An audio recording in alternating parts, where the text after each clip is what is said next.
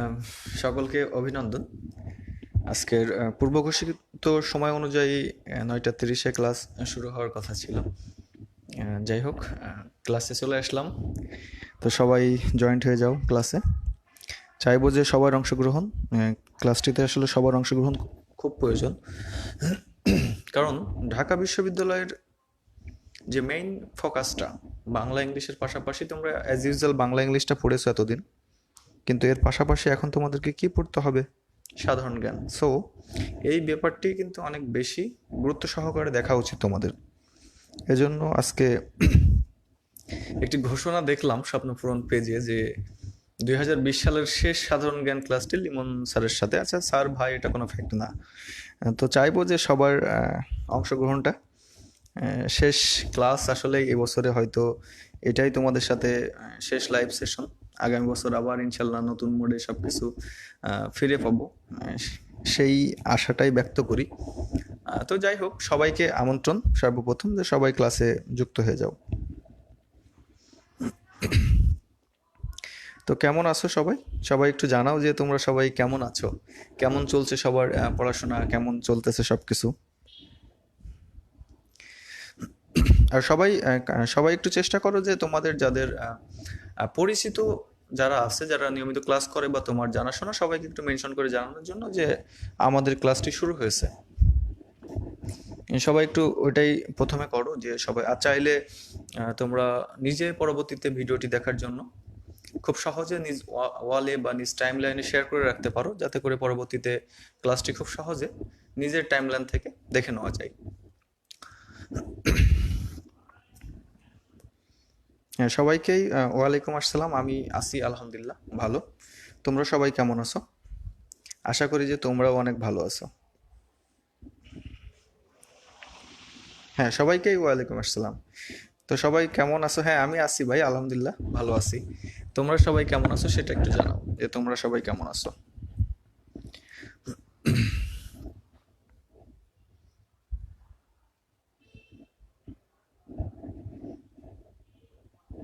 আর সবাই একটু যুক্ত হয়ে যাও। আর তোমাদেরকে এর আগেও আমি বলেছিলাম যে আমাদের যে পেজটা আছে, এখানের ক্লাসগুলো আমাদের ইউটিউব চ্যানেলে, তোমরা ইতিমধ্যেই দেখছো আমাদের ইউটিউব চ্যানেলের লিঙ্কগুলো, যে সেখানে আমাদের প্রত্যেকটি ক্লাসের ভিডিও আপলোড করা হচ্ছে। সো তোমরা চাইলে আমাদের ইউটিউব চ্যানেল থেকেও ক্লাসগুলো দেখতে পারবে। অযথা কানে হেডফোন দিয়ে গান, মুভি এগুলো না দেখে হয়তো একটা ক্লাস দেখলে সেটা ফলপ্রসূতা পাবে। সো এটা করবে সবাই, চেষ্টা করবে যে যাতে কিভাবে নিজেকে আরো বেশি প্রোগ্রেসিভ মোডে রাখা যায়, কিভাবে আরো বেশি ভালো কিছু তোমার জন্য আসে, সেগুলা করার চেষ্টা করবে। আমি আছি ভাই, আলহামদুলিল্লাহ ভালো আছি।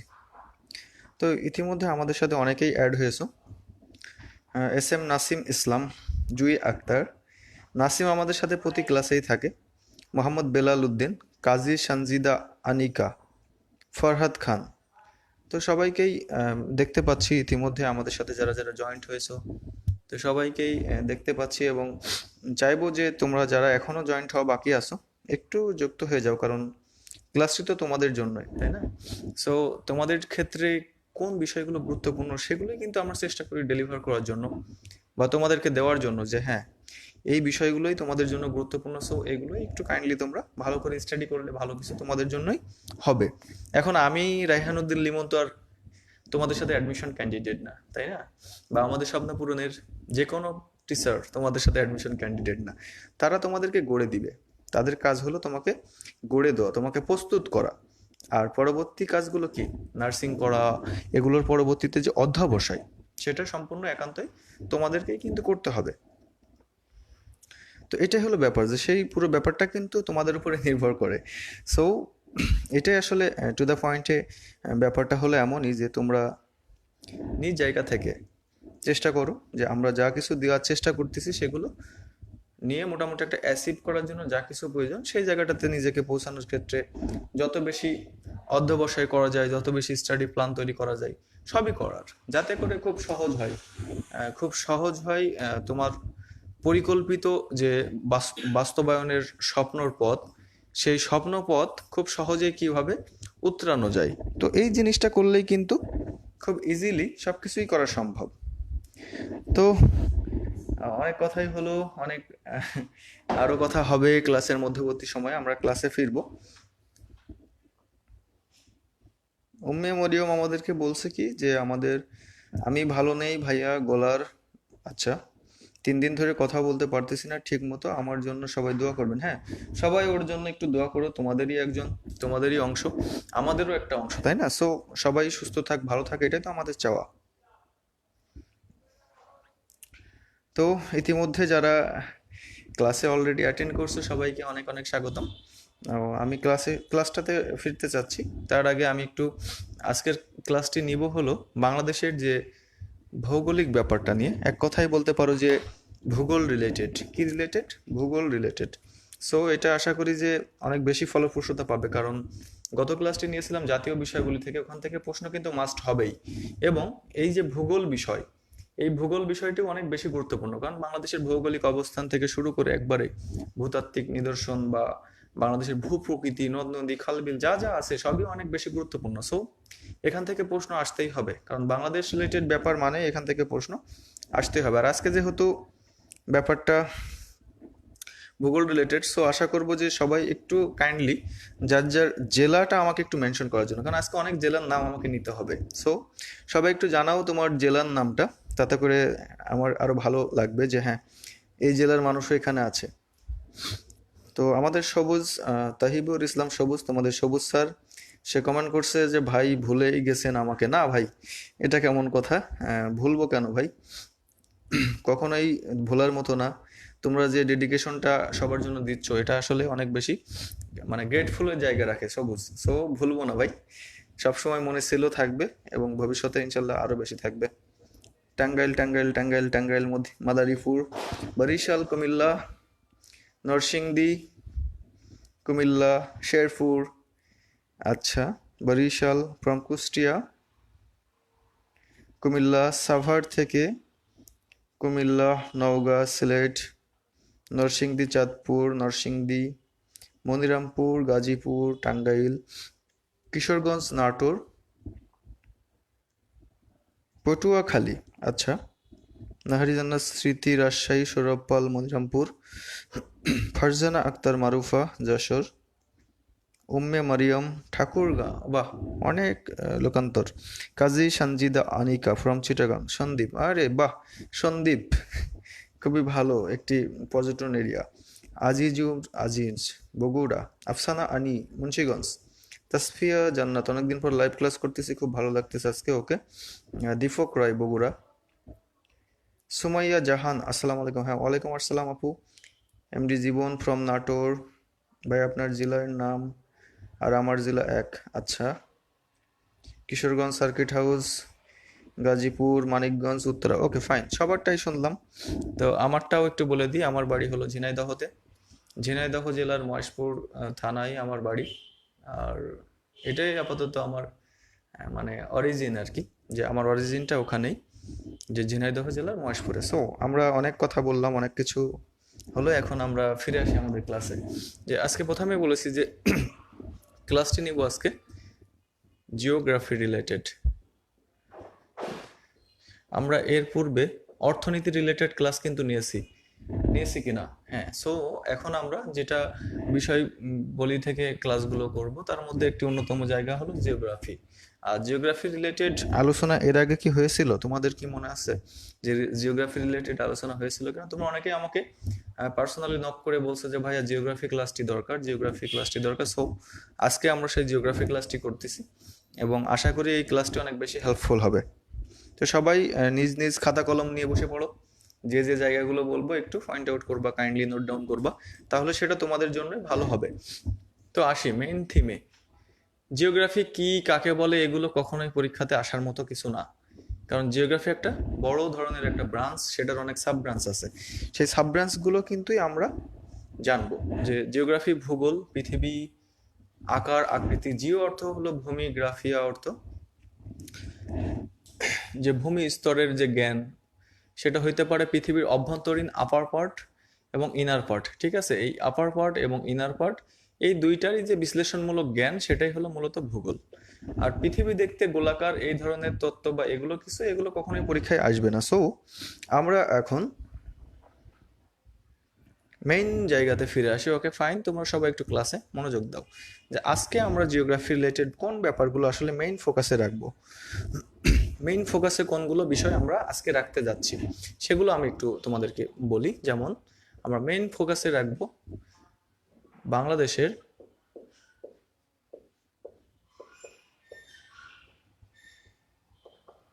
অবস্থান, মেইন ফোকাসে রাখবো বাংলাদেশের ভূ প্রকৃতি, যেখান থেকে প্রশ্ন প্রতি বছরই হচ্ছে এবং হবে।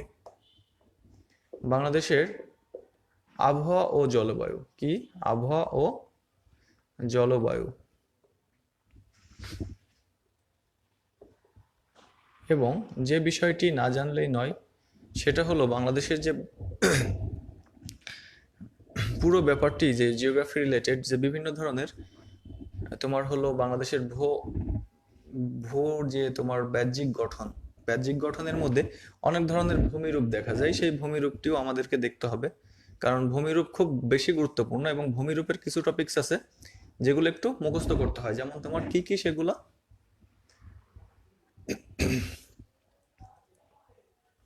টিলা, পাহাড়, পর্বত, এগুলো হলো আমাদের বাংলাদেশের প্রেক্ষিতে। আর আছে সমভূমি। আমাদের বাংলাদেশে কয় ধরনের ভূমিরূপ আছে? 4 ধরনের, টিলা, পাহাড়, পর্বত, আর একটা হলো সমভূমি। এই যে 4 ধরনের তোমার আমাদের দেশে যে বিভিন্ন ভূমিরূপ বা বিভিন্ন ধরনের গঠন আছে সেগুলো সব এই 4 ধরনের মধ্যেই পড়ে। তো আজকে আমাদের মেজর ইস্যু থাকবে এগুলা, কিন্তু এগুলো থেকে প্র্যাকটিস করার মতো অনেক কিছু আছে। এবং এর পাশাপাশি আমরা ভূগোলের যে অংশ, যে তোমার কিছু আছে যেমন প্রাকৃতিক সম্পদ, খনিজ সম্পদ, মানে এক কথায় সম্পদ, হ্যাঁ, প্রাকৃতিক সম্পদ, খনিজ সম্পদ, এই যে ব্যাপারগুলো এগুলো আমরা এর পাশাপাশি দেখব। আর সর্বপ্রথম একটু বলে রাখি যে জিওগ্রাফি হলো 2 প্রকারের হয়ে থাকে, একটা হলো হিউম্যান জিওগ্রাফি আর একটা হলো একটা প্রাকৃতিক আর একটা মানবিক। এক কথায় যে হিউম্যান আর ন্যাচারাল, হ্যাঁ। তো একটা হলো মানবিক ভূগোল আর একটা হলো প্রাকৃতিক। তো এখানে যারা যারা আসো পূর্বে তোমরা হলো এটা পড়ছো, মানবিক বিভাগে ভূগোলটা পড়ছো, তারা খুব ভালো করেই জানো যে আসলে ভূগোলের কোন কোন বিষয়গুলিগুলো খুব বেশি গুরুত্বপূর্ণ বা কোনগুলো অনেক বেশি ইম্পর্টেন্ট। তো তোমাদের কি কোনো সমস্যা হচ্ছে ক্লাস দেখতে? হ্যাঁ অবশ্যই, কেন ক্লাস করতে পারবে না, কেন পারবে না, অবশ্যই পারবে, ক্লাস করতে থাকো। তো আজকের মেইন টপিকসগুলো এগুলো থেকে আমরা স্টাডি করব। এটা প্রথমে একটু আসি আমরা। তো সর্বপ্রথম একটি কমন প্রশ্ন দিয়ে আমি আজকের ক্লাসটি শুরু করতে চাই, যে কমন প্রশ্নটি অনেকবার প্রিভিয়াস ইয়ারে এসছে। সো সেই প্রিভিয়াস ইয়ারে আসা একটি প্রশ্ন দিয়ে আজকের ক্লাসটি শুরু করতে চাচ্ছি। সেটি হলো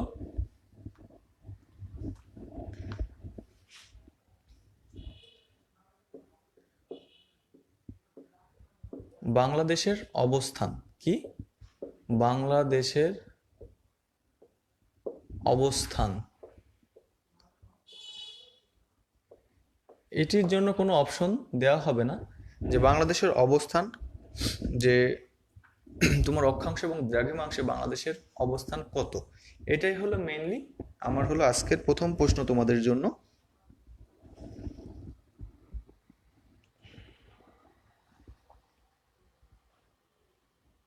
সবাই অ্যান্সারটা করে দাও। বাংলাদেশের অবস্থান রিলেটেড যে প্রশ্নটি থ্রো করেছি সেটার উপরে, যে বাংলাদেশের অবস্থানটি মূলত কত ডিগ্রি থেকে কত ডিগ্রি।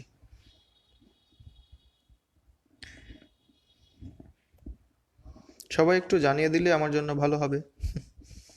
আর আমি দেখতে পাচ্ছি অনেকের হয়তো প্রবলেম হচ্ছে, কি প্রবলেম হচ্ছে এটা তো আমাকে বলতে হবে, তাই না? আমি না, আমাকে না বললে আমি বুঝবো কি করে যে তোমাদের এই ধরনের, কই আমি তো রিফ্রেশ করার পরেও দেখতেছি কোনো প্রবলেম নাই, তাহলে তোমাদের কি প্রবলেম হচ্ছে আমি তো সেটাই বুঝলাম না। যাই হোক, তোমরা প্রয়োজন বোধে সবাই একটু রিফ্রেশ করে নাও, আবার নতুন করে স্টার্ট করো, এটা আরো বরং ভালো কিছু হবে, হ্যাঁ।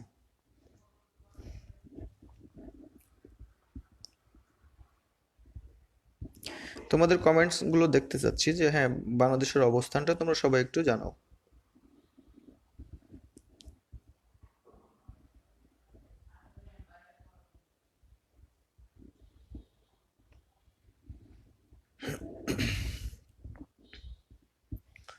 তো ঠিক আছে, সবার উত্তরটি দেখতেছি, হ্যাঁ সবাই লিখতেছে 20 থেকে। ওকে ফাইন, এক্স্যাক্টলি হলো এটা 20°34' থেকে 26°38' এর মধ্যে অবস্থিত এবং 88°01 থেকে 92°41' পর্যন্ত বাংলাদেশের অবস্থান। আর এই অবস্থান থেকে প্রায়ই প্রশ্ন হয় যে নিচের কোন অবস্থানটি বাংলাদেশের জন্য সঠিক বা অ্যাপ্রোপ্রিয়েট। বুঝতে পেরেছো সবাই যে এইভাবে প্রশ্ন কিন্তু হয় যে বাংলাদেশের বা সাপোজ বাংলাদেশের নিচের কোন তথ্যটি বাংলাদেশের অবস্থানের ক্ষেত্রে সঠিক। তো এই ধরনের প্রশ্নগুলো আসলে যে এইগুলো প্রবলেম তোমাদের আর থাকবে না, তোমরা খুব সহজে ব্যাপারটি বুঝতে পারবে।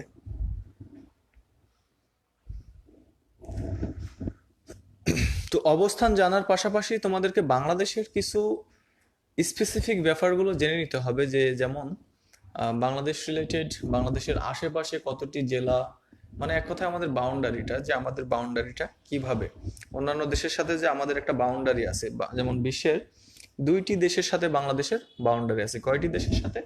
2টি দেশের সাথে। সেই 2টি দেশ কি কি? ভারত ও মায়ানমার। ভারত ও মায়ানমার। এর মধ্যে অনেকবার প্রশ্ন হয়েছে এই 2টা জায়গা থেকে যে বাংলাদেশের সাথে বাইরের, বা সাপোজ আমি প্রশ্নটি করি, তোমাদেরকে থ্রো করি, যে ভারতের সাথে বাংলাদেশের মোট সীমান্ত জেলা কতটি? বাংলাদেশের মোট সীমান্ত জেলা কতটি? অনেকবার এই প্রশ্নটি পরীক্ষাতে এসছে।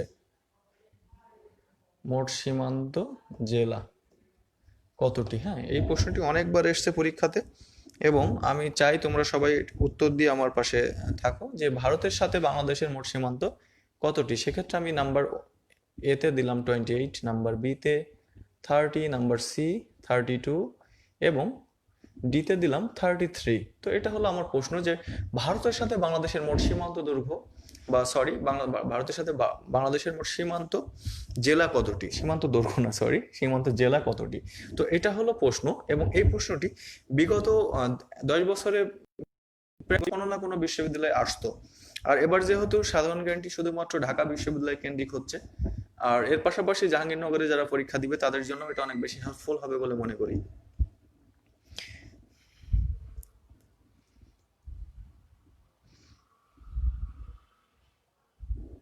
সবাই যেটা লিখতেছো, হ্যাঁ, যে সবার উত্তরই মোটামুটি সঠিক, কিন্তু তোমাদের যে কিছু ভ্রান্ত ধারণা আছে সেটা বোঝা যাচ্ছে, যে তোমাদের যে কিছু ভ্রান্ত ধারণা আছে সেটা খুব ক্লিয়ার, যে তোমরা বেশিরভাগই ভুল উত্তরটি দিতেছো। হ্যাঁ, এটি খুব খারাপ। ভুল উত্তর দেওয়া যাবে না, ভুল উত্তর দেওয়া যাবে না। সবাই উত্তরগুলো সুন্দর করে জানাও।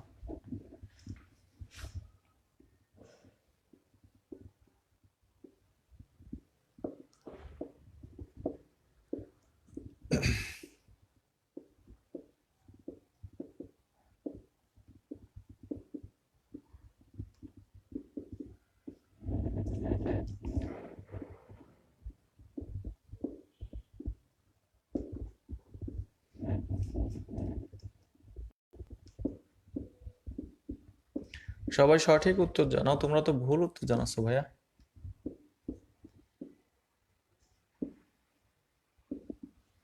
এই জায়গাটা ক্লিয়ার হতে হবে, কারণ এখান থেকে প্রশ্ন মাস্ট আসবে, যেহেতু তোমরা বি ইউনিট এবং ডি ইউনিটে পরীক্ষা দিবে। এটা মাথায় রাখবে যে বি ইউনিট এবং ডি ইউনিটে যারা বিভাগ পরিবর্তনের পরীক্ষা দিবে তাদের জন্য কিন্তু সাধারণ জ্ঞান অনেক বেশি ভাইটাল রোল প্লে করবে। সো এক্ষেত্রে তোমাদেরকে অনেক বেশি কনসার্ন হতে হবে।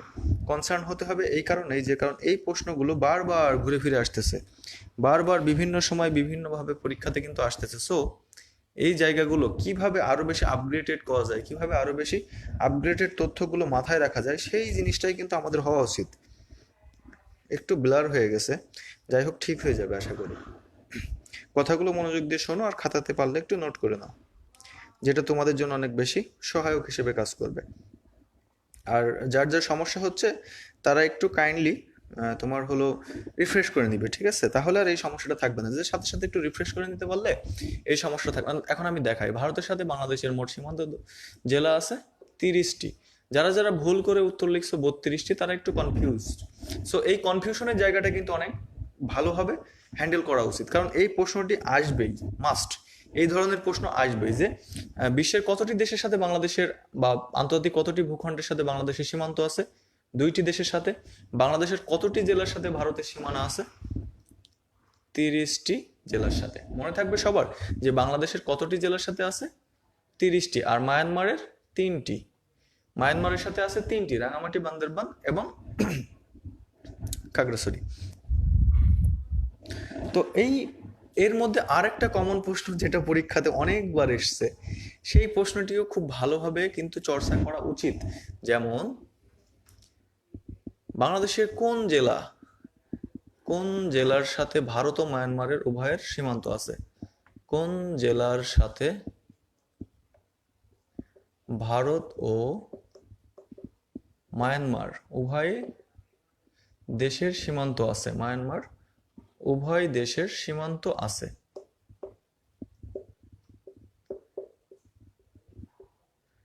সীমান্ত সংযোগ আছে। তো এই প্রশ্নটি কিন্তু অনেকবার এসছে পরীক্ষাতে, সো এটিও অনেক অনেক গুরুত্বপূর্ণ একটি প্রশ্ন। আর আমি তোমাদেরকে অপশন দিয়ে দিই, Rajshahi, number B Bandarban, number C Rangamati, এবং লাস্ট অপশন দিলাম খাগড়াছড়ি। তো এটা হলো মেনলি এখন প্রশ্ন, এবং এই প্রশ্নটি বিগত তোমার 2000 সালের পর থেকে যতগুলো প্রশ্ন ব্যাংক তোমরা ফলো করবে, দেখবে সব জায়গায় এই যে কোনো ইউনিভার্সিটির পরীক্ষাগুলোতে সাধারণ জ্ঞান হিসেবে এই প্রশ্নটি অনেক কমন, যে কোন জেলার সাথে ভারত ও মায়ানমার উভয় দেশের সীমানা আছে।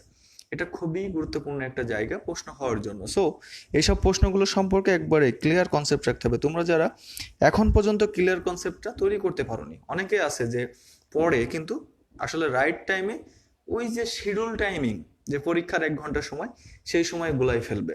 যেমন আমি যখন প্রশ্ন থ্রো করেছিলাম যে ভারতের সাথে বাংলাদেশের মোট সীমান্ত জেলা কতটি, 30টি, সেক্ষেত্রে বেশিরভাগ উত্তর করলো কি 32টি, কিন্তু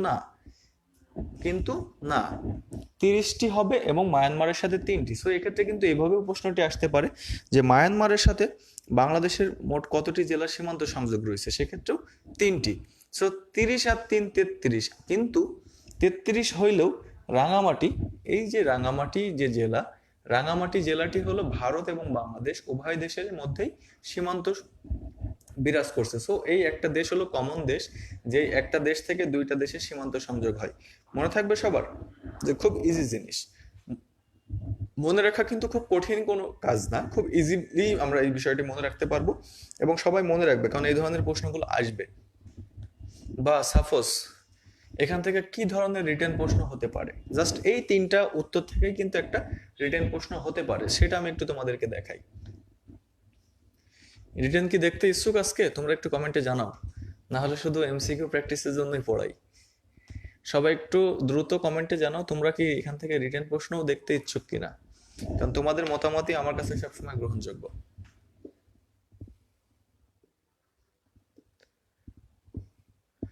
সবাই জানাও যে তোমরা রিটেনটিও দেখতে ইচ্ছুক কিনা একসাথে।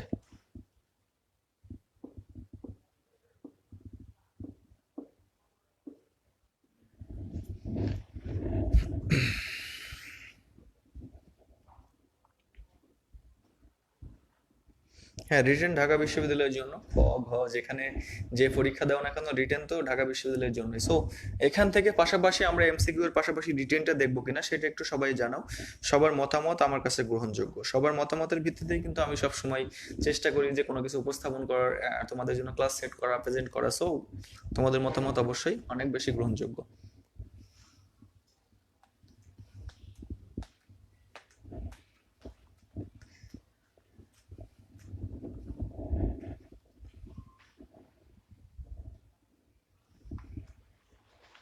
সবাই জানাচ্ছে যে জি ভাইয়া, জি ভাইয়া, ইয়েস ভাইয়া, ওকে। সবার মতামত যেহেতু আছে, অবশ্যই আমিও দেখাবো, আমিও দেখাতে ইচ্ছুক। জাস্ট তোমাদের কাছে মতামতটা নেওয়ার প্রয়োজন ছিল।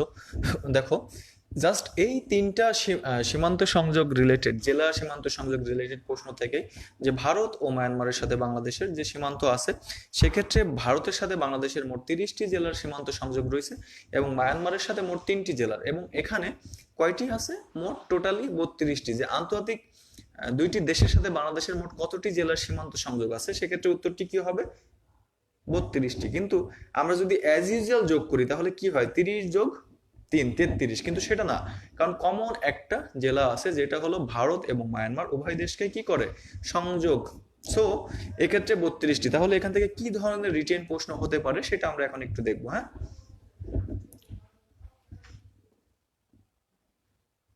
যে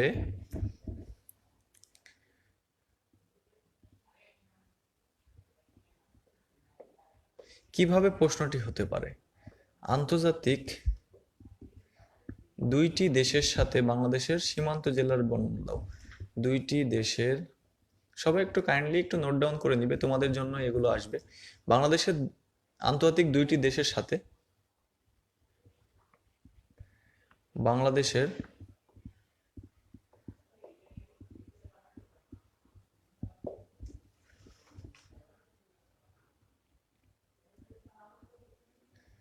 জেলা সংযুক্তির বর্ণনা দাও। জেলা সংযুক্তির বর্ণনা দাও, এইভাবে প্রশ্নটি হতে পারে, জেলা সংযুক্তির বর্ণনা দাও। এখন মনে করো 3 মার্কসের জন্য এই ধরনের একটা প্রশ্ন হলে তুমি কিভাবে লিখবে? সাপোজ এই ধরনের একটা প্রশ্ন হলো 3 মার্কসের জন্য, কেমিস্ট্রি ক্লাস কি কি বার হয় প্লিজ একটু বলবেন। ভাইয়া এবং আপুরা তোমাদের সকলকেই উদ্দেশ্য করে বলি, আমাদের পেজে কিন্তু আমরা দিয়ে রাখছি যে আমাদের রুটিনটা, তো সবাই আর, এবং আমরা প্রতি ক্লাসের পূর্বে অ্যানাউন্সমেন্ট করি যে আজকের এই ক্লাসটি এই টাইমে হবে। সো আশা করি যে এগুলো একটু ফলো করলে খুব ভালোভাবেই কিন্তু এগুলোতে ধারণা রাখা সম্ভব। আইসিটি ক্লাস নিয়ে কথা উঠতেছে, আইসিটি ক্লাস হবে তোমাদের জন্য, একটা বড় চমক রয়েছে। আইসিটির কথা যখন উঠলো একটু কথা বলতেই হয়। একটি বড় চমক হিসেবে এই যে দেখো, এখন আইসিটি পাওয়ার বইটি আর কোনো স্বপ্ন নয়, আমাদের হাতে। দেখছো, আইসিটি পাওয়ার 200 টাকা মূল্যমান করা হয়েছে বইটির, এবং তোমার যে 25 মার্কসের যে আইসিটি, সেটার জন্য এনাফ একটা বই। এই যে দেখো বইটা, সবাই দেখো, আইসিটি পাওয়ার। সবাই তোমার নিকটস্থ লাইব্রেরি থেকে সংগ্রহ করে নিতে পারো, বা অনলাইনে সরাসরি যোগাযোগের মাধ্যমেও নিয়ে নিতে পারো। তো আইসিটি পাওয়ারটি অবশ্যই রাখতে হবে, কারণ যারা গুচ্ছতে পরীক্ষা দিতে যাচ্ছ, বা ঢাকা বিশ্ববিদ্যালয়ে তো তোমার মনে করো যে সাপোজ একটা পোর্শনের স্টুডেন্ট ভর্তি হবে, আর একটা পোর্শনের স্টুডেন্ট তো গুচ্ছতে পরীক্ষা দিবে, এবং দেখা যাবে ঢাকা বিশ্ববিদ্যালয়ের পূর্বেই যদি গুচ্ছের পরীক্ষা হয়, তাহলে আইসিটি পাওয়ার বইটি সব থেকে বেশি সহায়ক হবে। কারণ কি, কারণ আইসিটি থেকে অনেক মার্কস থাকছে, তাই না? আমি তোমাদেরকে অবশ্যই ক্লাস দিব, আর আমি ক্লাসটা দিচ্ছি না এই কারণে, আমি সেই কারণটা বলবো যে কেন ক্লাসটি দেওয়া হচ্ছে না, ক্লাস রুটিনটা আইসিটির জন্য কেন প্রকাশ করা হচ্ছে না, সেটার কারণটা একটু দেখো। যে মানবিক থেকে যারা পরীক্ষা দিবে গুচ্ছতে, তাদের জন্য কিন্তু আইসিটি থেকে 25 মার্কস মাস্ট। যারা ব্যবসায়ী থেকে পরীক্ষা দিবে, এটা সবাই ইতিমধ্যেই জেনে গেছো, 25 মার্কস। যারা সায়েন্স থেকে দিবে তাদেরও কিন্তু অপশন থাকছে। সো আমি আইসিটি ক্লাসটি কেন দিচ্ছি না বা আইসিটি ক্লাসের রুটিন কেন প্রকাশ করছি না, তার প্রধান কারণ এখন তোমাদেরকে আমি ক্লিয়ার করে দিই। আমি তোমাদেরকে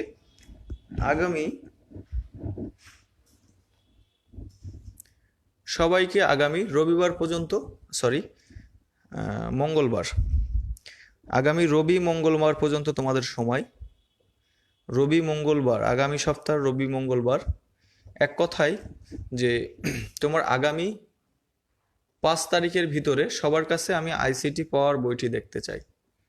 আইসিটি পাওয়ার বইটি দেখতে চাই সবার কাছে, যারা যারা গুচ্ছের জন্য প্রিপারেশন নিবে, বা যারা মানবিকের স্টুডেন্ট গুচ্ছতে পরীক্ষা দিবে, সবার জন্য খুবই ভালো মানের একটি বই আমাদের পক্ষ থেকে করা হয়েছে।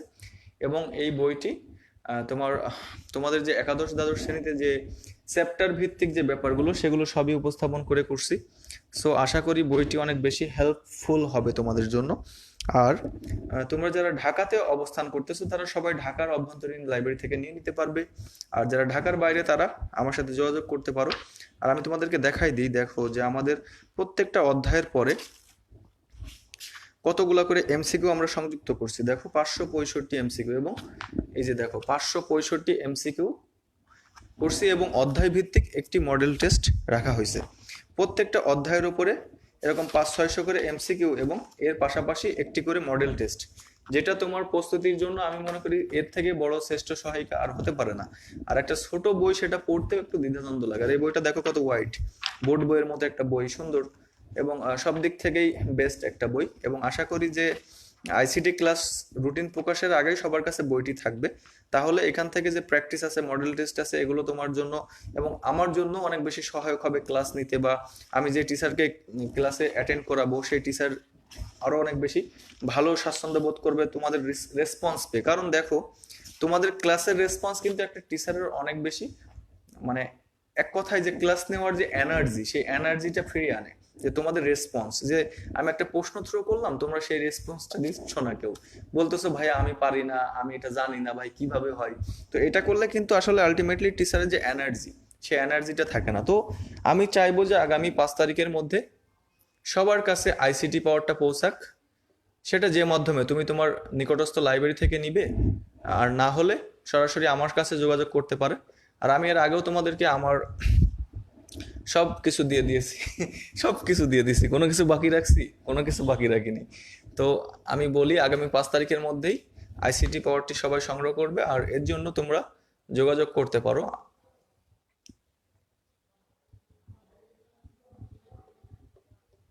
এই নাম্বারটিতে। আর এর পাশাপাশি আমার আইডি তো তোমাদের সবার কাছে আছে, রাইহান উদ্দিন লিমন। যে কোনো সমস্যায়, যে কোনো কিছুতে, বই সংগ্রহের জন্য, যে কোনো কিছুতে আমার সাথে তোমরা যোগাযোগ করতে পারো, কোনো সমস্যা নেই। আর আমি বলেই দিছি যে আমরা কখনো বিরক্ত হই না। মেনলি আমি কখনো কারোর প্রতি বিরক্তি প্রকাশ করি না, বিরক্ত হইও না। সো এনি টাইম তোমরা আমার ফেসবুকে নক করতে পারো, এবং চাইলে আমার এই নাম্বারে যোগাযোগ করার মাধ্যমে তোমরা তোমাদের কপিটি সংগ্রহ করে নিতে পারো। এবং আমি ক্লিয়ারলি বলে দিই যে তোমাদের রুটিনটি প্রকাশ এই কারণেই করিনি যে যাতে সবার হাতে আইসিটি পাওয়ার বইটি যে পৌঁছায়। 200 টাকা মূল্যমান, এটা হিসাব করলে হবে না। এখন হিসাব করতে হবে কি 25 মার্কস কিভাবে ইনশিওর করা যাবে। তো দেখো যে 6টা চ্যাপ্টার থেকে 600 করে এমসিকিউ, 3600 এমসিকিউ একটা, মানে এনাফ, ওয়েল এনাফ।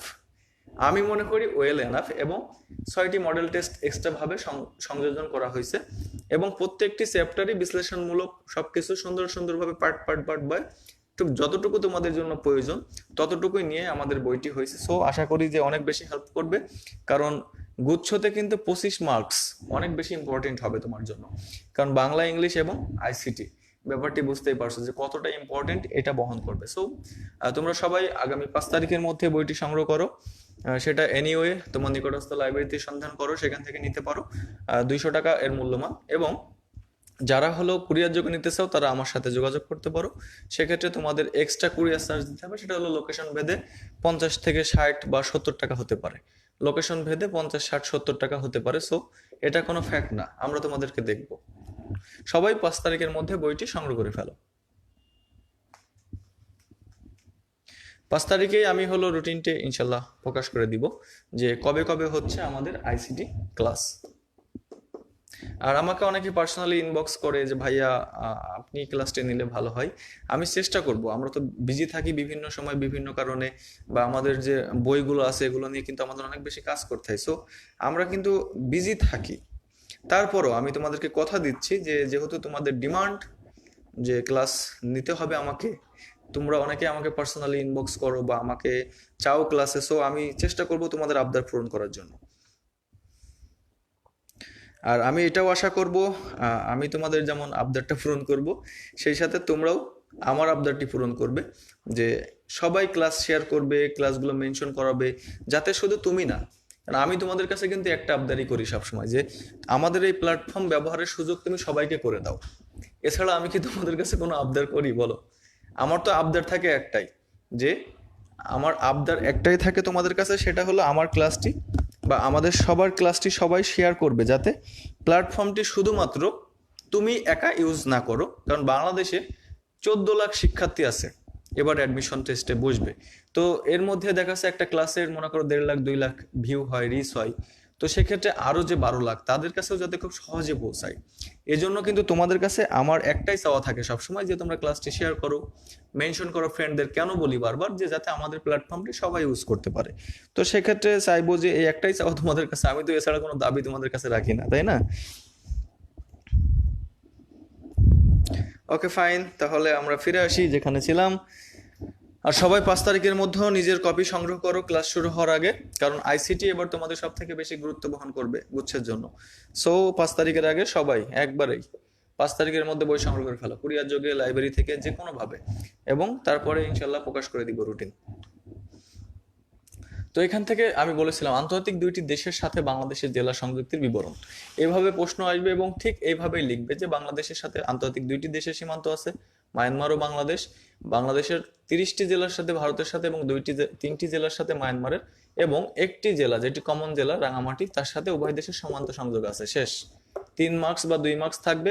খুব সহজে 3 থেকে 4 লাইনের মধ্যে কভার করার চেষ্টা করতে হবে। সবসময় মনে রাখবে যে কভারটা করতে হবে খুব অল্প সময়ের মধ্যে, কারণ তোমার টাইমটা লিমিট থাকবে। তুমি চাইলেই মনের মাধুরী মিশিয়ে কিন্তু লিখতে পারবে না, সেই সুযোগটা তোমাকে দেওয়া হবে না। সো কি করতে হবে, জাস্ট 3 বা 4 লাইনে তুমি মার্কস বুঝে, 2 মার্কস ওকে ফাইন, 2 মার্কসের জন্য আমি 3 থেকে 4 লাইনে এটা শেষ করব। এবং সেই তথ্যগুলো সবই হতে হবে কি অনেক বেশি গুরুত্বপূর্ণ তথ্য, যাতে তুমি খুব সহজে উপস্থাপন করতে পারো যে তুমি কি লিখতেছো, তুমি কি প্রকাশ করতে পারতেছো, বা তোমার ডেলিভারিটা কি ছিল। সো যাতে তুমি অপ্রাসঙ্গিক কথাগুলো লিখে সময় নষ্ট করবে না, খাতা ভারী করবে না, তাহলে মার্কস পাবে না। এটা প্রথম কথা, যে তুমি যদি অপ্রাসঙ্গিক কথাবার্তা লেখো বা অপ্রাসঙ্গিক কোনো কিছু করো, তাহলে কিন্তু তোমার শুধু খাতায় ভারী হবে, মার্কস আর ভারী হবে না। বুঝতে পারছো? অপ্রাসঙ্গিকতাকে বাদ দিয়ে শুধুমাত্র মেইন থিমটা উল্লেখপূর্বক, কারণ যেহেতু রিটেনে মার্কস থাকবে তোমার হলো 13.5 সর্বোচ্চ। সো 13.5 থেকে দেখা যাবে যে তোমার 3 থেকে 4টি প্রশ্ন থাকবে সংক্ষিপ্ত, একবারে 1 মার্কস করে, 2 বা 3টি প্রশ্ন দিবে 2 মার্কস করে, এবং আর 2টি প্রশ্ন দিতে পারে বা একটি প্রশ্ন দিতে হবে বড় 4 মার্কসে। সো সেক্ষেত্রে কিন্তু রিসেন্ট ইস্যুগুলো অনেক বেশি গুরুত্বপূর্ণ, এবং সেই সাথে বাংলাদেশের জাতীয় বিষয়গুলি যেটা গতদিন পড়িয়েছিলাম এবং আজকে যেটা পড়াচ্ছি সবই অনেক বেশি গুরুত্বপূর্ণ। সো লেখা শিখতে হবে যে আমি কোনো অপ্রাসঙ্গিক কথা লিখবো না, আমি শুধুমাত্র সেই জিনিসগুলোই উপস্থাপন করবো, সেগুলোই ডেলিভার করব। আমার সেই আউটপুটটাই থাকবে যেটা অনেক বেশি গুরুত্বপূর্ণ এবং টিচারের কাছে গ্রহণযোগ্য। বোঝা গেছে সবাই? আমার কথা কি বুঝতে পেরেছো সবাই? একটু জানাও যে আমার কথা তোমরা ক্লিয়ারলি বুঝতে পেরেছো।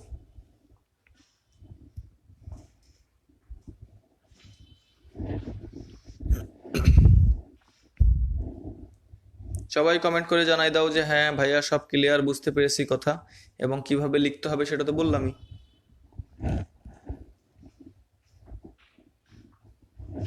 যে জাস্ট অপ্রাসঙ্গিকতাকে বাদ দিব, মেইন থিমকে উল্লেখ করব, এটাই হতে হবে আমাদের স্লোগান, তাই না?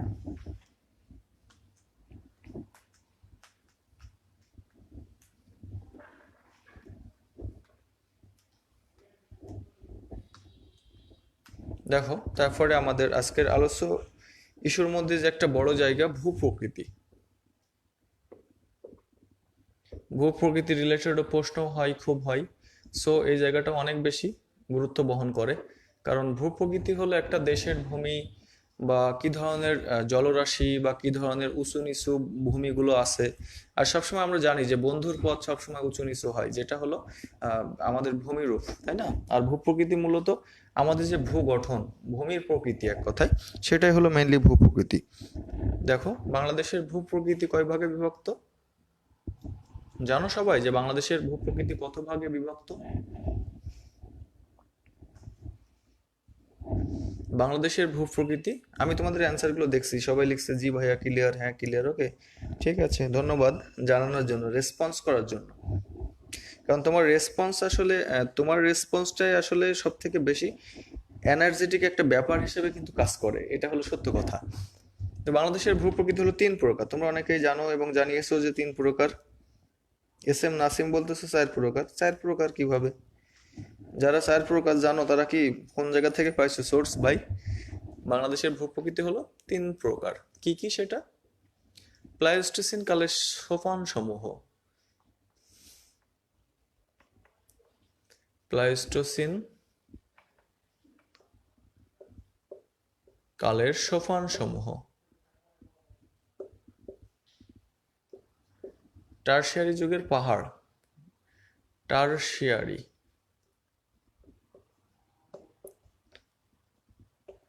যুগের পাহাড় সমূহ, দেন সাম্প্রতিক কালের প্লাবনভূমি। কি?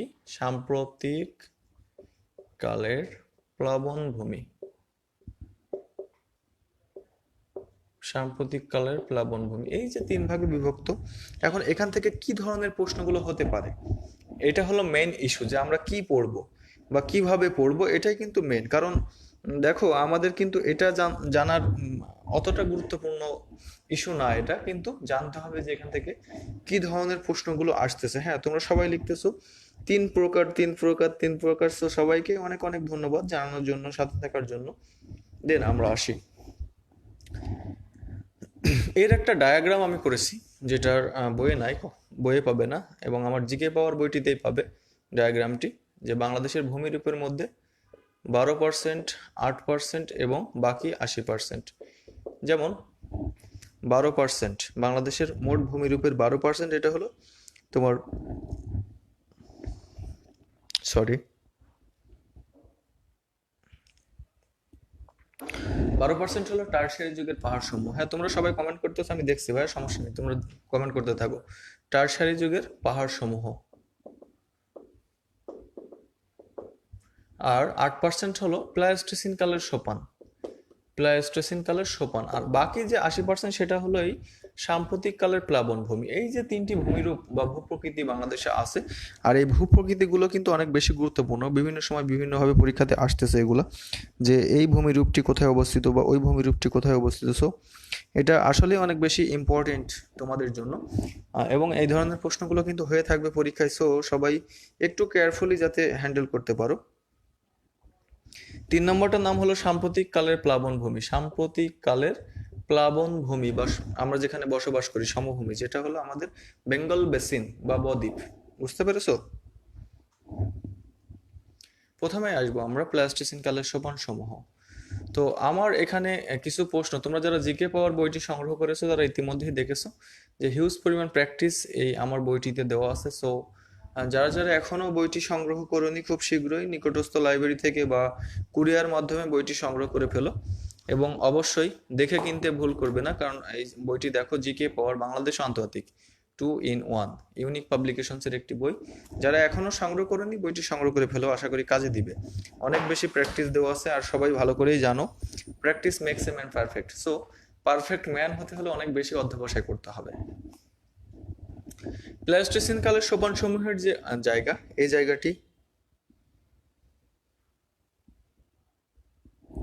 দেখো। হ্যাঁ, বুঝতে পেরেছো এখন যে সাম্প্রতিক কালের প্লাবন ভূমি এটা। হ্যাঁ, তো প্লাস্টোসিন কালের সোপান, বাংলাদেশের যে প্লাস্টোসিন কালের সোপান সমূহ আছে, এই সোপান সোপান অঞ্চল, সোপান কি এটাকে আমাকে বুঝতে হবে। এখন আমরা চলে যাব আমাদের এই ভূমিরূপ, আর এই ভূমিরূপটি ক্লিয়ারলি জেনে আসতে পারলে আমাদের এই জায়গাটা সহজ হবে, কারণ সোপান কি টিলা কি এগুলো আমাদেরকে আগে বুঝতে হবে, তারপরে আমরা এই ডিসকাশনটাতে আসব যে কোনটা কি মাপ হয়। যেমন 0 থেকে 200 মিটার উচ্চতা বিশিষ্ট অঞ্চলকে বলা হয় সমভূমি, যেখানে আমরা বসবাস করি। মনে থাকবে সবার, সবাই যদি জানো ভালো, না জানলে একটু কাইন্ডলি নোট ডাউন করবে যে 0 থেকে 200 মিটার, এই যে একটা গড় উচ্চতা, এটা হলো আমরা সমভূমি যেখানে বসবাস করি। দেন 200 থেকে 400, এটাকে বলা হয়, এই 200 থেকে 400 মিটারটাকে বলা হয় টিলা। টিলা বলতে যেটা হলো সমভূমি থেকে একটু উঁচু, সেটা হলো টিলা। দেন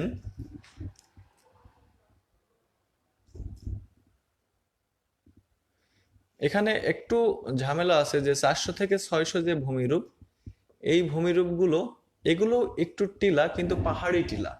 বুঝতে পারছো? এগুলো টিলা, কিন্তু এগুলোকে বলা হয় পাহাড়ি টিলা, মানে যেটা একটু আমাদের থেকে, আমরা সমভূমিতে যে টিলাগুলো দেখি তার থেকে অনেক বেশি উচ্চতা বিশিষ্ট, সেটাকে বলা হয় পাহাড়ি টিলা। দেন 600 থেকে 1000 মিটার, কত? 600 থেকে 1000 মিটার, এটাকে বলা হয় পাহাড়। এই উচ্চতা বিশিষ্ট অঞ্চলকে কি বলা হয়? পাহাড় বলা হয়। আর সর্বশেষ যে ব্যাপারটি, যে 1000 মিটার প্লাস যেগুলো হয় সেগুলোকে বলা হয় পর্বত। সেগুলোকে কি বলা হয়? পর্বত। তাহলে এই বক্সটি খুব সুন্দর করে তোমাদের মনে রাখতে হবে, তাহলে আর পরীক্ষাতে কখনো ভুল করবে না। যে আমাদের যে ভূমিরূপগুলো আছে সেখানে 0 থেকে 200 মিটার যেটা সমভূমি হিসেবে পরিচিত, 200 থেকে 400 মিটার সেটা হলো টিলা, 400 থেকে 600 সেটি পাহাড়ি টিলা হিসেবে পরিচিত, 600 থেকে 1000 মিটার যেটি পাহাড় হিসেবে বিবেচিত হবে, এবং যেগুলো 1000 মিটার প্লাস সেগুলোকে বলা হয় পর্বত। যেমন তার একটি উদাহরণ কিন্তু আমরা এখন খুব ভালোভাবে দিতে পারি। যেমন আমি যদি এখন তোমাদেরকে একটি প্রশ্ন থ্রো করি যে বাংলাদেশের সর্বোচ্চ পর্বত শ্রেণী বা পর্বত শৃঙ্গের উচ্চতা কত? তাহলে তোমরা খুব ভালোভাবে কিন্তু আমাকে অ্যান্সারটি করতে পারবে। আমি তোমাদেরকে একটা প্রশ্ন থ্রো করি। বাংলাদেশের সর্বোচ্চ পর্বত শৃঙ্গ বা পর্বত শ্রেণীর সর্বোচ্চ পর্বতের বা পর্বত শৃঙ্গের উচ্চতা কত?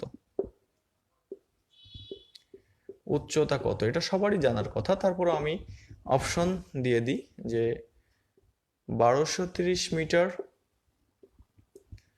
1231 metre, then number C 1050 metre, number D 8448 metre. তো এটা হলো তোমার কাছে আমাদের প্রশ্ন, সেটা হলো বাংলাদেশের সর্বোচ্চ পর্বতের উচ্চতা কত। কারণ আমরা যেহেতু কেবলই ভূমিরূপটি সম্পর্কে জানলাম,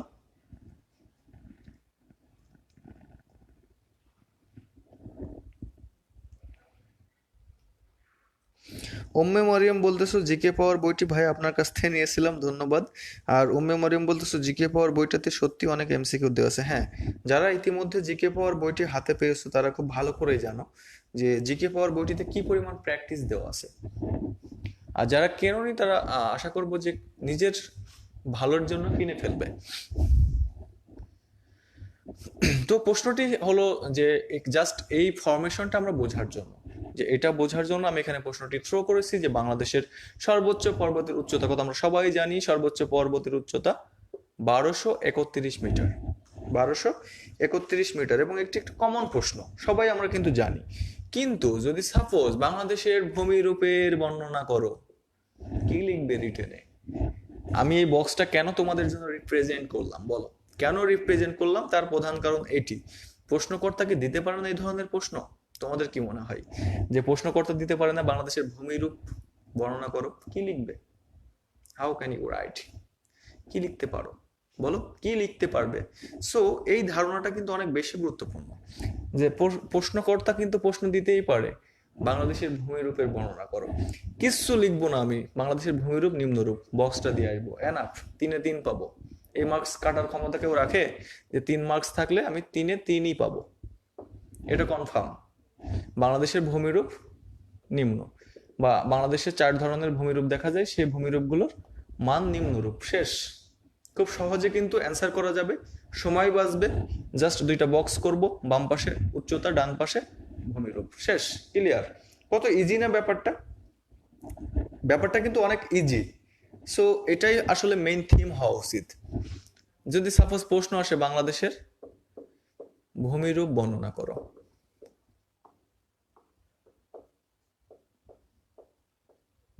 প্রশ্ন কি বুঝতে পারছো? বাংলাদেশের ভূমিরূপ বর্ণনা করো, এই ধরনের একটা প্রশ্ন যদি প্রশ্নকর্তা তোমাকে থ্রো করে, তাহলে কি লিখবে তুমি উত্তর?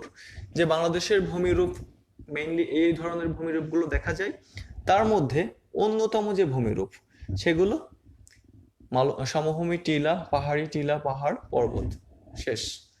জাস্ট উচ্চতা 0 থেকে 200, 200 থেকে 400, 400 থেকে 600, 1000, 600 থেকে 1000, 1000 প্লাস পর্বত, এগুলো উল্লেখ করবো।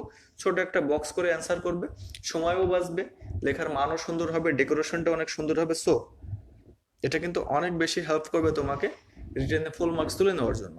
কারণ এই ধরনের একটা রিপ্রেজেন্টেশন তুমি যখন করবে, তোমার মার্কস কাটার কি জায়গা আছে বলো? তোমাদের কাছে কি মনে হয় যে মার্কস কাটার কোনো জায়গা থাকবে? আমার কাছে তো মনে হয় না যে থাকবে।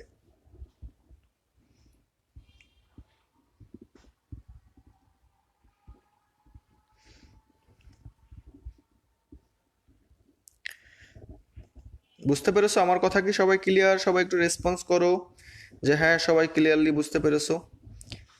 সবাই একটু রেসপন্স করলে আমি হলো পরবর্তী টপিকসে যাব। সো সবাই একটু রেসপন্স করো যে হ্যাঁ ভাইয়া বুঝতে পেরেছি। কারণ রিটেন সম্পর্কিত প্রশ্ন কিন্তু এখান থেকে হতে পারে, খুব স্পষ্টভাবে বলে দিলাম, খুব স্পষ্টভাবে বলে দিলাম যে এই ধরনের প্রশ্ন হয়। পাহাড় আর পর্বতের মধ্যে পার্থক্য উচ্চতায়, বুঝতে পেরেছো ভাইয়া? যে পাহাড় আর পর্বতের মধ্যে পার্থক্য কিসে? উচ্চতায়। সবাই কমেন্ট করে জানিয়ে দাও যে হ্যাঁ বুঝতে পেরেছো, সব ঠিক আছে। রিটেন প্রশ্ন সম্পর্কে কোনো প্রবলেম আছে এখানে? যেটা বললাম বাংলাদেশের ভূমিরূপ বর্ণনা করো, তাহলে কি লিখবে? এই যে এইভাবে উপস্থাপন করবে, সুন্দর, সময়টা বাঁচবে, টাইম কিলের যে ব্যাপারটা সেটা হবে না, স্পেসিফিক একটা ইস্যুতে অপ্রাসঙ্গিকতা আড়াবে, খুব সুন্দর একটা রিপ্রেজেন্টেশন হবে এবং ভালো মার্কস পাবে আশা করি।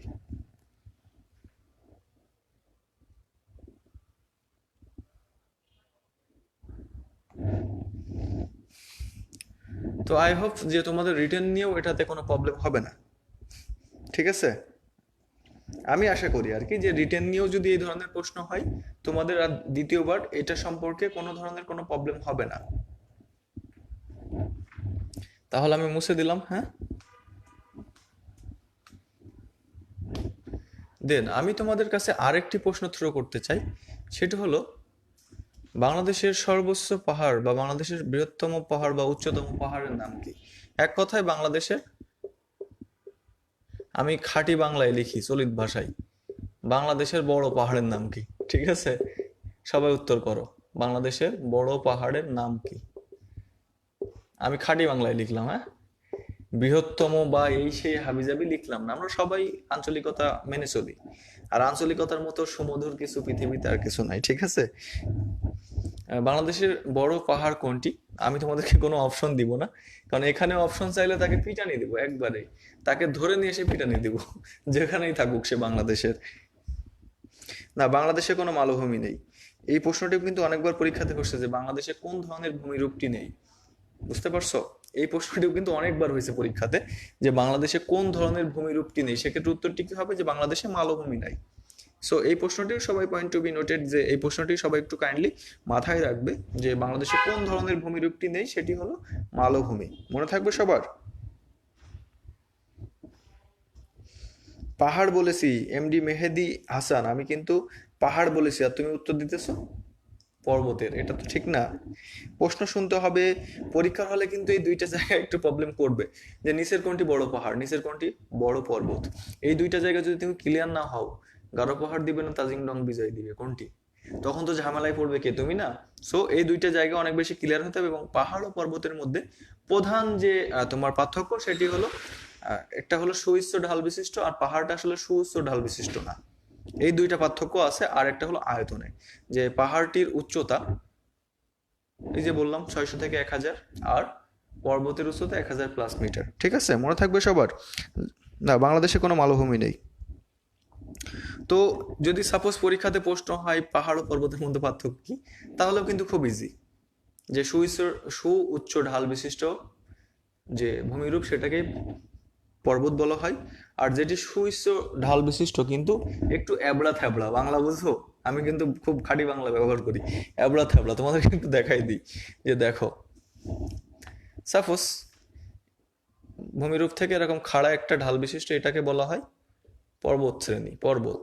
আর যেটা এরকম উঠছে নেমে আবার একটুখানি পরে আছে, এটাকে বলা হয় পাহাড়। মানে এক কথাই যে ওটা হলো সুউচ্চ ঢাল বিশিষ্ট, আর এটা হলো একটু বিকৃত, সেটা হলো পাহাড়। আর দ্বিতীয় উদাহরণটি দিবে তোমরা উচ্চতা, যে উচ্চতার ক্ষেত্রে পাহাড়ের উচ্চতা হয় 600 থেকে 1000 মিটার, আর পর্বতের উচ্চতা হয় 1000+ মিটার। সো দেন তিনটা উদাহরণ দিলেই এনাফ, 2 বা 3 মার্কসের প্রশ্ন হলে তিনটা উদাহরণ দিলেই এনাফ, এর বেশি কিন্তু দেওয়া লাগবে না।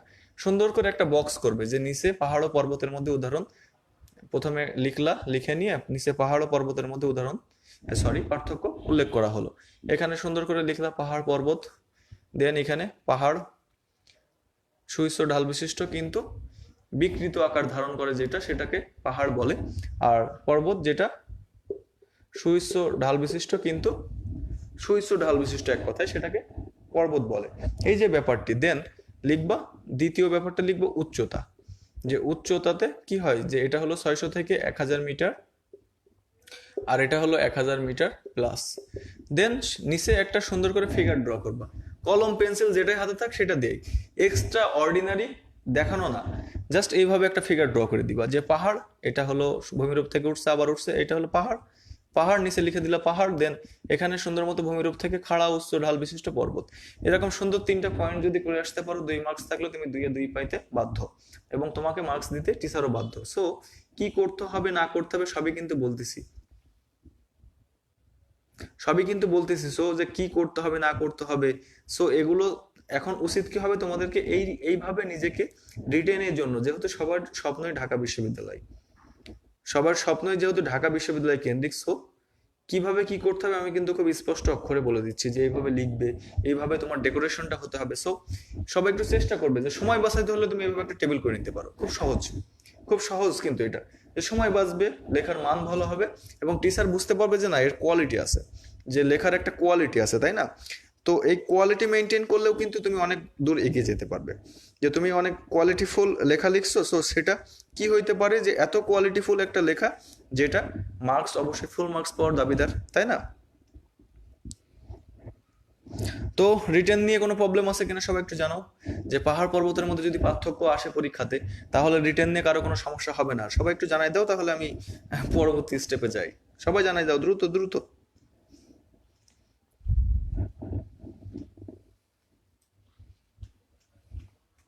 এখানে যেহেতু সবাই ঢাকা বিশ্ববিদ্যালয় কেন্দ্রিক স্বপ্ন দেখতেছো, কষ্ট তো একটু করতেই হবে ভাইয়া। লিখছো যে ভাইয়া সন্ধ্যা হলে ভালো হয়, রাতে লিখতে ঠান্ডা লাগছে। এস এস পল, তোমাকেই বলছি ভাইয়া যে স্বপ্ন চূড়ায় পৌঁছতে হলে, স্বপ্নকে বাস্তবায়ন করতে হলে কষ্ট একটু করতেই হবে। তো রিটেন নিয়ে আর কারো কোনো সমস্যা থাকবে কিনা, এই রিলেটেড কোনো প্রবলেম বা এই ধরনের কোনো ধরনের প্রশ্ন যদি সাপোজ থ্রো করে পাহাড় পর্বতের মধ্যে পার্থক্য এটা সেটা, তাহলে কি করবে, 3টে পয়েন্ট আউট করবে, খুব সুন্দর করে বলে দিলাম। সো এইভাবে লিখলেই ইনশাল্লাহ ফুল মার্কস পাওয়ার দাবিদার রাখো। সবাই জানাও, সবার রেসপন্স চাই, থেমে থেমে রেসপন্স দেখতে চাই না।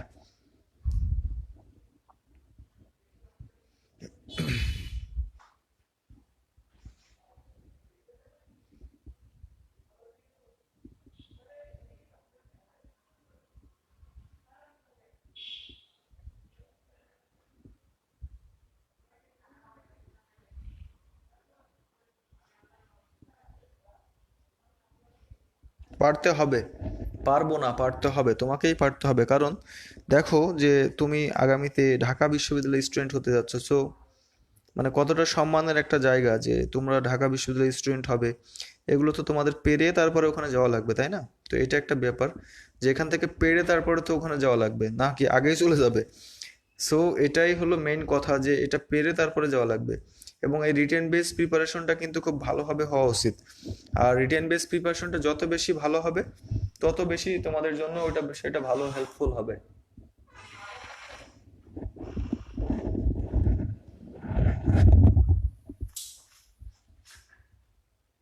Hello, hello sir.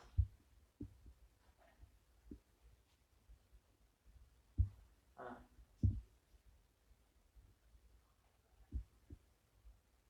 লোকেশন, আচ্ছা তুমি তোমার লোকেশন আর নেম অ্যাড্রেস আমাকে একটু কাইন্ডলি এক্সপ্লেন, আমি তো লাইভ ক্লাস আছি, পরে কথা বলবো।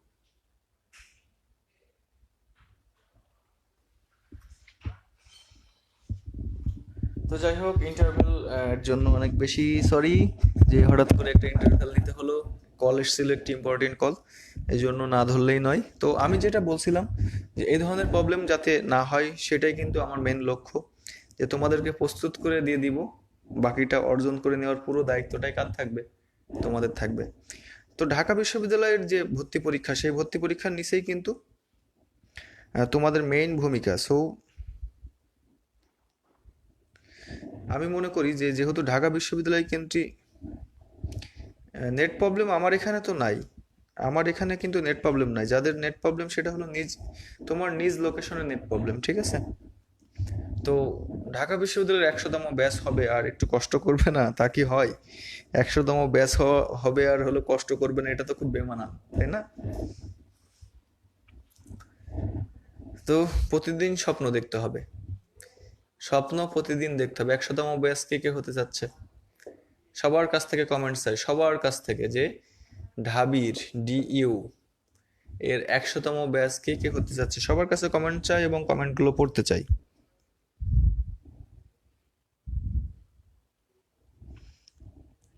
ঢাকা বিশ্ববিদ্যালয়ের 100তম ব্যাচ কে কে হতে ইচ্ছুক, কে কে হতে চাই? কষ্ট করতে হবে, কষ্ট না করলে কেষ্ট মেলে না। একটা খাঁটি বাংলায় কথা আছে, তুমি যদি কষ্ট না করো কেষ্ট মেলবে না। কেষ্ট বোঝো? সৌভাগ্য, কপাল, ললাট, কেষ্ট সব এক। কষ্ট না করলে কেষ্ট মেলে না।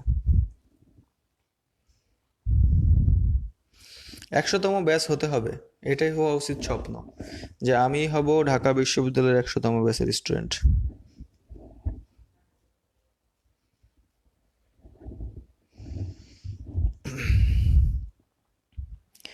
সবাই লিখতেছো আমি ভাইয়া, আমি ভাইয়া।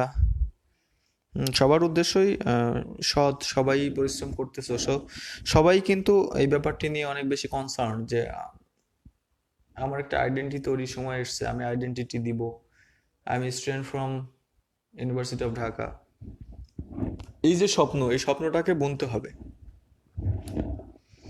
ওকে, দেন এবার আমরা একটু ফিরে আসি প্লাস্টোসিন কালের সোপান সমূহ, টারশিয়ারি যুগের পাহাড় সমূহ, এই যে ব্যাপারগুলো, এখান থেকে কিন্তু প্রশ্ন আসবেই, মাস্ট আসবেই। সো এগুলো জানতে হবে খুব ভালো মতোই। আর একটি প্রিভিয়াস ইয়ারের প্রশ্ন যেটি অনেকবার আসে, সেরকম একটি প্রশ্ন হলো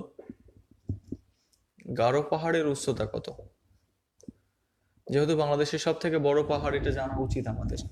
গারো পাহাড়ের উচ্চতা, গারো পাহাড়ের উচ্চতা কত? কোনো অপশন নেই, এই প্রশ্নটির কোনো অপশন হবে না। দেখো, দেন আমরা ওই উত্তরটি সবাই করো, আর আমি ততক্ষণে ফিরে আসি। প্লাইস্টোসিন কালের সোপান সমূহ, এটা বলেছিলাম যে সোপান, এখন আমরা নিশ্চয়ই বুঝবো যে এটা হলো আমাদের সমভূমি থেকে একটু উঁচু ছিল 200 থেকে 400, এই টিলা অঞ্চলটাকেই বলা হয় সোপান। বুঝতে পেরেছো? এখন এই বিষয়টি এখন বুঝতে তোমাদের খুব ইজি হবে। তো 200 থেকে 400 মিটার যেটা, সেটাই মূলত টিলা বা সোপান। যেমন সেটা সোপানটা কেমন, সাপোজ এরকম একটা ভূমিরূপ হঠাৎ করে উপরের দিকে গেছে, আবার এরকম নামছে, আবার এরকম একটা ভূমিরূপ এখানে এসে মিলিত হয়েছে, এরকম নিচে। এই যে এই জায়গাটা, এটাকেই বলা হয়, এই যে ঢাল বিশিষ্ট জায়গা, এটাকেই বলা হয় সোপান বা ভ্যালি। কি বলা হয়? সোপান বা ভ্যালি। আর এই ভ্যালি হলো বাংলাদেশের সোপান অঞ্চল। যেমন যেসব জায়গাগুলোতে প্লাস্টোসিন কালের সোপান সমূহ আছে, মধুপুর, ভাওয়ালের গড়, এই যে অঞ্চলটি, মধুপুর ও ভাওয়ালের গড়, যাদের বাড়ি গাজীপুর অঞ্চলে তাদের খুব পাশে এটি। দেখবে যে হঠাৎ করে সমভূমি থেকে হঠাৎ করে একটা স্পেস বা প্লেস নিচে নেমে গেছে, তাই না? যে প্লেস নিচে নেমে যে আবার এরকম কিছুটা পরে আবার কিন্তু উঠছে। এই যে ঢাল বিশিষ্ট জায়গার যেটার উচ্চতা, যেটা হলো 200 থেকে 400 মিটার এর মধ্যে থাকে, এরকমও হবে। আবার অনেক সময় হবে কি, যে এখান থেকে হঠাৎ করে এরকম উপরে উঠে এরকম গেছে, আবার এরকম নামছে, এরকম হবে যেটা হলো 200 থেকে 400 মিটার। এই ধরনের যে ভূমিরূপগুলো বাংলাদেশে আছে, সবই হলো সোপান। আর সেই সোপান অঞ্চলগুলো বিভিন্ন ক্ষেত্রে থাকবে। সেই সোপানগুলো কোথায় থাকবে? বিভিন্ন ক্ষেত্রে থাকবে। যেমন প্লাস্টোসিন কালের সোপান সমূহের মধ্যে অন্যতম একটি এলাকা হলো মধুপুর, ভাওয়ালের গড়, লালমাই পাহাড়,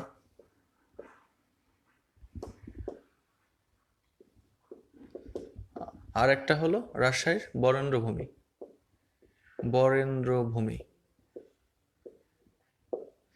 এখন এখানে একটি প্রশ্ন যেটি অনেকবার পরীক্ষাতে এসছে, সেই ব্যাপারটি একটু বলি। যে বরেন্দ্রভূমি অনেকবার পরীক্ষাতে এসছে, যে বরেন্দ্রভূমি কোথায় অবস্থিত? বরেন্দ্রভূমি কোথায় অবস্থিত, এই প্রশ্নটি অনেকবার পরীক্ষাতে এসছে।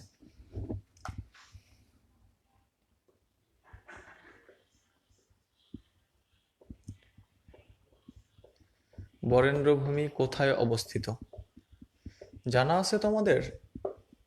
যে বরেন্দ্রভূমি কোথায় অবস্থিত? আমি তোমাদেরকে অপশন দিয়ে দিই। রাজশাহীতে,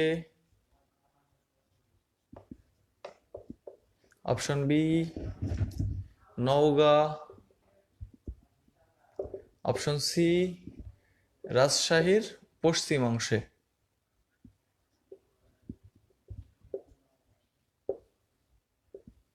তো আমার প্রশ্নটি হলো যে বাংলাদেশের যে বরেন্দ্রভূমি অঞ্চল, প্লাস্টোসিন কালের সোপান সমূহের সেই অঞ্চলটি কোথায় অবস্থিত, এটা ছিল আমার প্রশ্ন।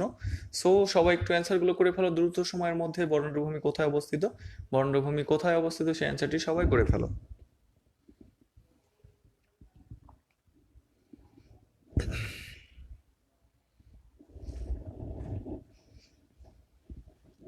হ্যাঁ, বরেন্দ্র জাদুঘর রাজশাহীতে, যেটা স্থাপিত হয় 1913 সালে। দেন আমরা ফিরে আসবো টারশারি যুগের পাহাড়সমূহ। টারশারি যুগের পাহাড়সমূহ আছে 12% মোট ভূমির, এবং সেক্ষেত্রে বাংলাদেশের সব থেকে বেশি যে পাহাড়ি অঞ্চলটা আমাদের দেশে, সেই জায়গাগুলোই মেইনলি পাহাড়ি বা টারশারি যুগের পাহাড় হিসেবে খ্যাত। সেগুলো হলো কি, যে আমরা যে জানি মানচিত্র অনেকে আমরা এখানে মানচিত্র স্টাডি করতে পারবো, সো আমি জাস্ট এই কোণাটাই দেখাচ্ছি, যে এই কোণাটা এই পাহাড়ি অঞ্চল হিসেবে খ্যাত। হ্যাঁ, যে এই কোণাটা, যে এখানের যে জায়গাটা, সবাই কি দেখতে পাচ্ছ? আশা করি যে দেখতে পারবে, সমস্যা হবে না। এই যে অঞ্চলটা, মানে আমাদের যে সমভূমি অঞ্চল 200 মিটার 200 মিটার, দেন এই 200 মিটার থেকে হঠাৎ করে এই যে এই জায়গাটা, যেটাকে আমরা বলি পার্বত্য চট্টগ্রাম, কি বলি? পার্বত্য চট্টগ্রাম, তাই না? যে এই পার্বত্য চট্টগ্রাম অঞ্চল, এই পার্বত্য চট্টগ্রাম অঞ্চলের যে 3টি জেলা আছে, রাঙামাটি, বান্দরবান, খাগড়াছড়ি, এই 3টি জেলায় হলো আমাদের টারশারি যুগের পাহাড়সমূহ সব থেকে বেশি পরিমাণে আছে। কারণ এই 3টি জেলায় হলো আমাদের পার্বত্য চট্টগ্রাম অঞ্চল। বলাই হয়েছে যে পার্বত্য মানে কি, উচ্চতাটা আমাদের থেকে ডিস্টেন্সটা অনেক বেশি উচ্চতায় অবস্থিত হবে। হ্যাঁ, হ্যাঁ, 1910 সালে বরেন্দ্র জাদুঘর, 1913 সালে। হ্যাঁ।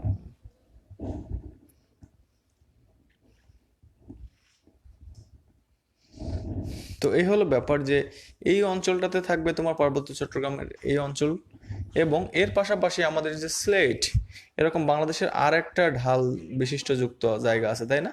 এরকম নিচে নেমে এসে এরকম উঠছে, আবার এরকম নেমে হয়েছে। এই যে জায়গাটা, এই জায়গাটাতেও বাংলাদেশের কি আছে, ওই যে সোপান অঞ্চলের টিলাগুলো কিন্তু এখানে আছে, মৌলভীবাজার, শ্রীমঙ্গল, সিলেট, এই জায়গাটাতে আছে। এবং এই জায়গাটাতে সব থেকে বেশি কি হয়, চা উৎপাদন হয়, তাই না? সব থেকে বেশি চা বাগান এবং চা উৎপাদনের জায়গাও কিন্তু এটা। হ্যাঁ, জাতীয় জাদুঘর 1913 এবং বরেন্দ্র জাদুঘর 1910। আসলে হঠাৎ করেই মাথার মধ্যে আসেনি, যাই হোক।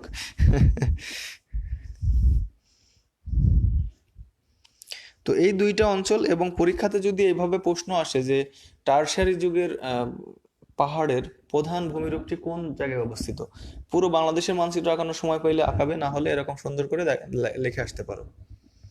বুঝতে পেরেছো সবাই? ওকে, ফাইন। তাহলে আমরা পরবর্তীটাই ফিরে যাই, যে সাম্প্রতিককালের প্লাবন ভূমি। এই দুইটা ভূমিরূপের বাদ দিয়ে যেগুলো ভূমিরূপ আর অবশিষ্ট থাকে, সেটাই হলো সাম্প্রতিককালের প্লাবন ভূমি, যেটার পরিমাণ কত, 80%। কত পার্সেন্ট?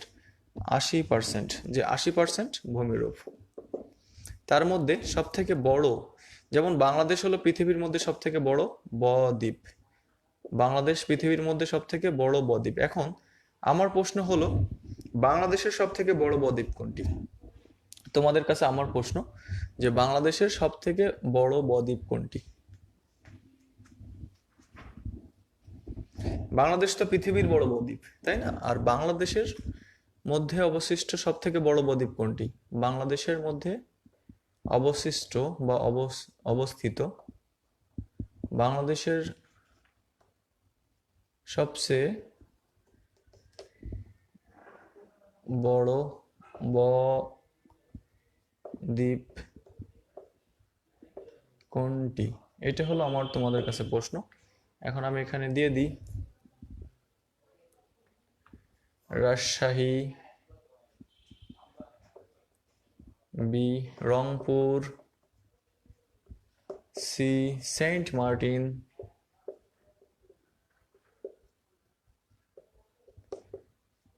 আর ডি হলো সুন্দরবন। এবং এই প্রশ্নটি কিন্তু আসার মতো একটি প্রশ্ন, সবাই রিমার্ক করে রাখো, প্রশ্নটি আসার মতো একটি প্রশ্ন। আমার প্রশ্নটি তো বাংলাদেশের সব থেকে বড় বদ্বীপ কোনটি, নট দ্বীপ, ঠিক আছে? আমি কিন্তু দ্বীপের কথা বলিনি, আমি বলেছি বদ্বীপ।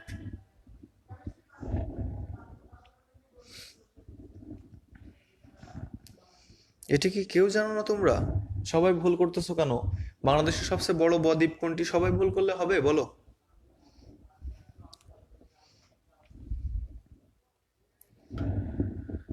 বাংলাদেশের সবচেয়ে বড় বদ্বীপ হলো সুন্দরবনে, ঠিক আছে? ভুল করা যাবে না, ভুল কখনোই করা যাবে না। আমি তো বলিনি যে বাংলাদেশের সবচেয়ে বড় দ্বীপ কোনটি, সেটার হিসাব আলাদা ছিল, ঠিক আছে? তো দেখো, আমি যদি সাপোজ অপশন সবগুলোই রাখি, সুন্দরবন, দেন আমি সেন্ট মার্টিনটা কেটে দিলাম, দিয়ে দিলাম ভোলা। আর এখন আমি প্রশ্নকর্তা, তোমাদেরকে প্রশ্ন করলাম যে বাংলাদেশের সব থেকে বড় বটা কেটে দিয়ে দ্বীপ কোনটি বা দ্বীপ জেলা কোনটি, বুঝতে পেরেছো?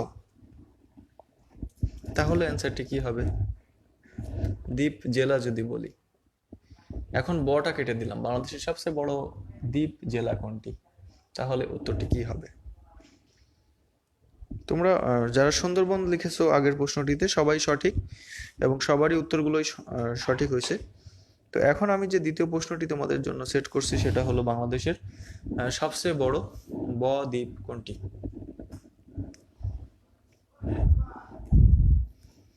বাংলাদেশের সবচেয়ে বড় দ্বীপ কোনটি? এবং এই প্রশ্ন কিন্তু আসার মতো একটি প্রশ্ন, অনেকবার পরীক্ষাতে এসছে এই ধরনের প্রশ্ন, অনেকবার, অনেকবার। সো আসবে পরীক্ষাতে।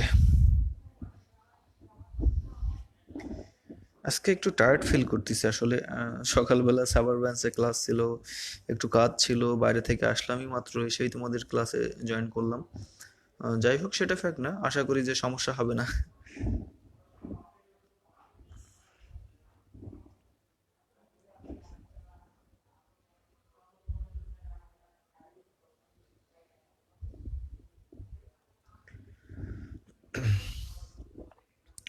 এবং এখান থেকে তোমার ভূমিরূপের মধ্যে আমি বলেছিলাম কিছু মুখস্থ ব্যাপার আছে, চর দ্বীপ এগুলো একটু ভালো করে মুখস্থ করে ফেলতে হবে, কারণ এগুলো থেকে পরীক্ষায় প্রশ্ন হওয়ার পসিবিলিটি অনেক বেশি। বুঝতে পেরেছো সবাই যে অনেক বেশি পসিবিলিটি আছে প্রশ্ন হওয়ার। সো এসব জায়গাগুলো একবারে ঠোঁটের আগায়, আমরা ছোটবেলায় আমাদের বাবা মা বলতো না যে যা পড়বি একবারে ঠোঁটের আগায় থাকবে, সেই ঠোঁটের আগায় রাখতে হবে, তাহলে অনেক বেশি ভালো আউটপুট পাওয়া যাবে। যে একদম ঠোঁটের আগায় রাখবো আমরা, যে কোথায় কোন দ্বীপ আছে, কোথায় কোন চর আছে, সেটার অবস্থান, বাংলাদেশের সবচেয়ে বড় দ্বীপ জেলা, বড় দ্বীপ কোনটি, এগুলো খুব ভালো করে আমরা পড়ে ফেলবো। বুঝতে পেরেছো? আমরা ক্লাসটা বেশিক্ষণ লাস্টিং করবো না, সমস্যা নেই, সবাই একটু কাইন্ডলি কষ্ট করে হলেও ক্লাসটি শেষ করো। ওকে, দেন আমরা ফিরে আসি আমাদের পরবর্তী যে কনসেপ্ট বা কন্টেন্টস যেটাই আমরা বলি সেটাতে। আমরা এই জন্য কিন্তু ভূমিরূপটা আমি প্রথমে দেখে নিয়েছিলাম তোমাদেরকে, যে ভূমিরূপটা দেখলেই তোমাদের খুব সহজে ব্যাপারটা মনে থাকবে। এবং এর পাশাপাশি ভূমিরূপের মধ্যে তোমাদের যে বিষয়গুলো মুখস্থ করে ফেলতে হবে সেগুলো আমি একটু বলে দিই। দ্বীপ, চর, এগুলো খুব সুন্দর করে একটু মুখস্থ করে ফেলবে।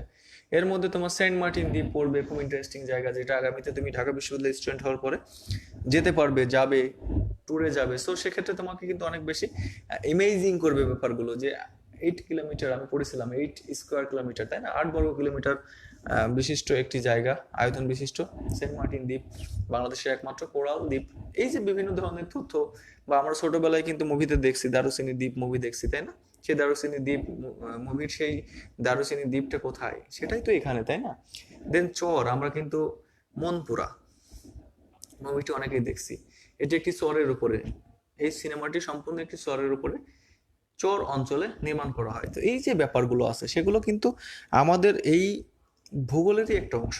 সো এগুলো সম্পর্কে খুব ভালো তথ্য মাথায় ইনপুট দিয়ে রাখতে হবে। দেন আমরা ফিরে আসি আমাদের মূল লেকচারের একটা অংশে, সেটা হলো আবহাওয়া ও জলবায়ু। খুবই সহজ আবার খুবই কঠিন, যারা পারে তারা খুব সহজেই পারবে, আর যারা না পারে তারা একটু তাদের কাছে কঠিন মনে হবে। হ্যাঁ, সেটা হলো আবহাওয়া ও জলবায়ু। ফার্স্ট অফ অল আমাদেরকে জানতে হবে আবহাওয়া আর জলবায়ুর সংজ্ঞা, সেটা সবাই একটু জেনে নিবে, কারণ পরীক্ষাতে আসতে পারে আবহাওয়া ও জলবায়ুর মধ্যে পার্থক্য কি। হ্যাঁ, এই জন্য এটা অনেক গুরুত্বপূর্ণ।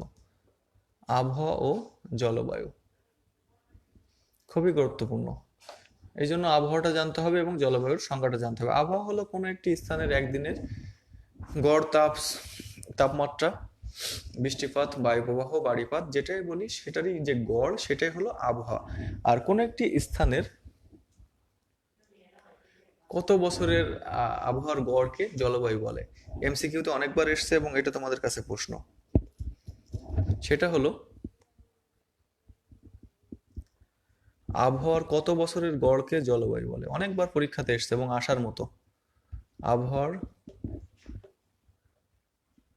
কত বছরের গড়কে জলবায়ু বলে।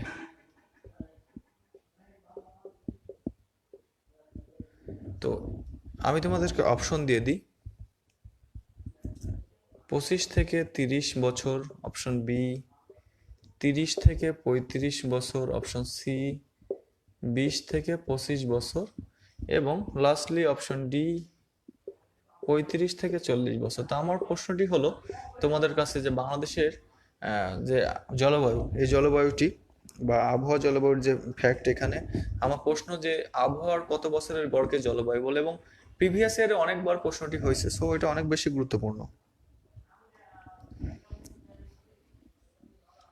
অনেক বেশি গুরুত্বপূর্ণ পরীক্ষাতে আসার জন্য এটা জানতে হবে। আর দেন জলবায়ুটা হলো এটা জানলেই জলবায়ুর সংজ্ঞা, যে আবহাওয়ার এত বছরের গড়কে জলবায়ু বলে। দেন যদি সাপোজ পরীক্ষাতে রিটেনে আসে আবহাওয়া জলবায়ুর মধ্যে পার্থক্য, সেটা আমরা কিভাবে লিখবো? অ্যাজ ইউজুয়াল আমরা ফলো করব, একটা বক্স সুন্দর করে দুইটা লিখবো, প্রথমে সংজ্ঞা, দেন 2 নম্বরে চেষ্টা করব দুইটার যে উপাদান আছে সেগুলো উল্লেখ করা। যেমন আবহাওয়ার উপাদান কি কি? তাপমাত্রা, যেটাকে আমরা বলি বায়ুর তাপ, বায়ুর চাপ, দেন বায়ু প্রবাহ এবং বারিপাত বা বৃষ্টিপাত, তাই না? বারিপাত বা বৃষ্টিপাত, এই যে ব্যাপারগুলো, এগুলোই তো মূলত আবহাওয়ার উপাদান, যে বায়ুর তাপ, বায়ুর চাপ, বায়ু প্রবাহ এবং বারিপাত বা বৃষ্টিপাত, এগুলো হলো আবহাওয়ার উপাদান। আর জলবায়ুর উপাদানগুলো কি কি? এইগুলোই থাকবে, সাথে কয়েকটি জিনিস সংযুক্ত হবে। সেগুলো কি কি? পর্বতের অবস্থান, সমুদ্র তীরবর্তী থেকে দূরত্ব, সমুদ্র তীরবর্তী অঞ্চল থেকে দূরত্ব। তো এই যে ব্যাপারগুলো, এগুলো এক্সট্রা থাকবে, যে সমুদ্র তীরবর্তী অঞ্চল থেকে দূরত্ব, এগুলো উল্লেখপূর্বক 2 নম্বর পয়েন্ট করবা। দেন 3 নম্বর পয়েন্টে জাস্ট লিখতে পারো যে আবহাওয়া হলো কোনো একটি নির্দিষ্ট স্থানের কয়েক ঘন্টার সমষ্টি মাত্র, আর এটা হলো স্পেসিফিক ডিউরেশন 25 থেকে 30 বছর। তাহলে আবহাওয়ার 25 থেকে 30 বছর গড়কেই বলা হয় মূলত জলবায়ু। মনে থাকবে সবার?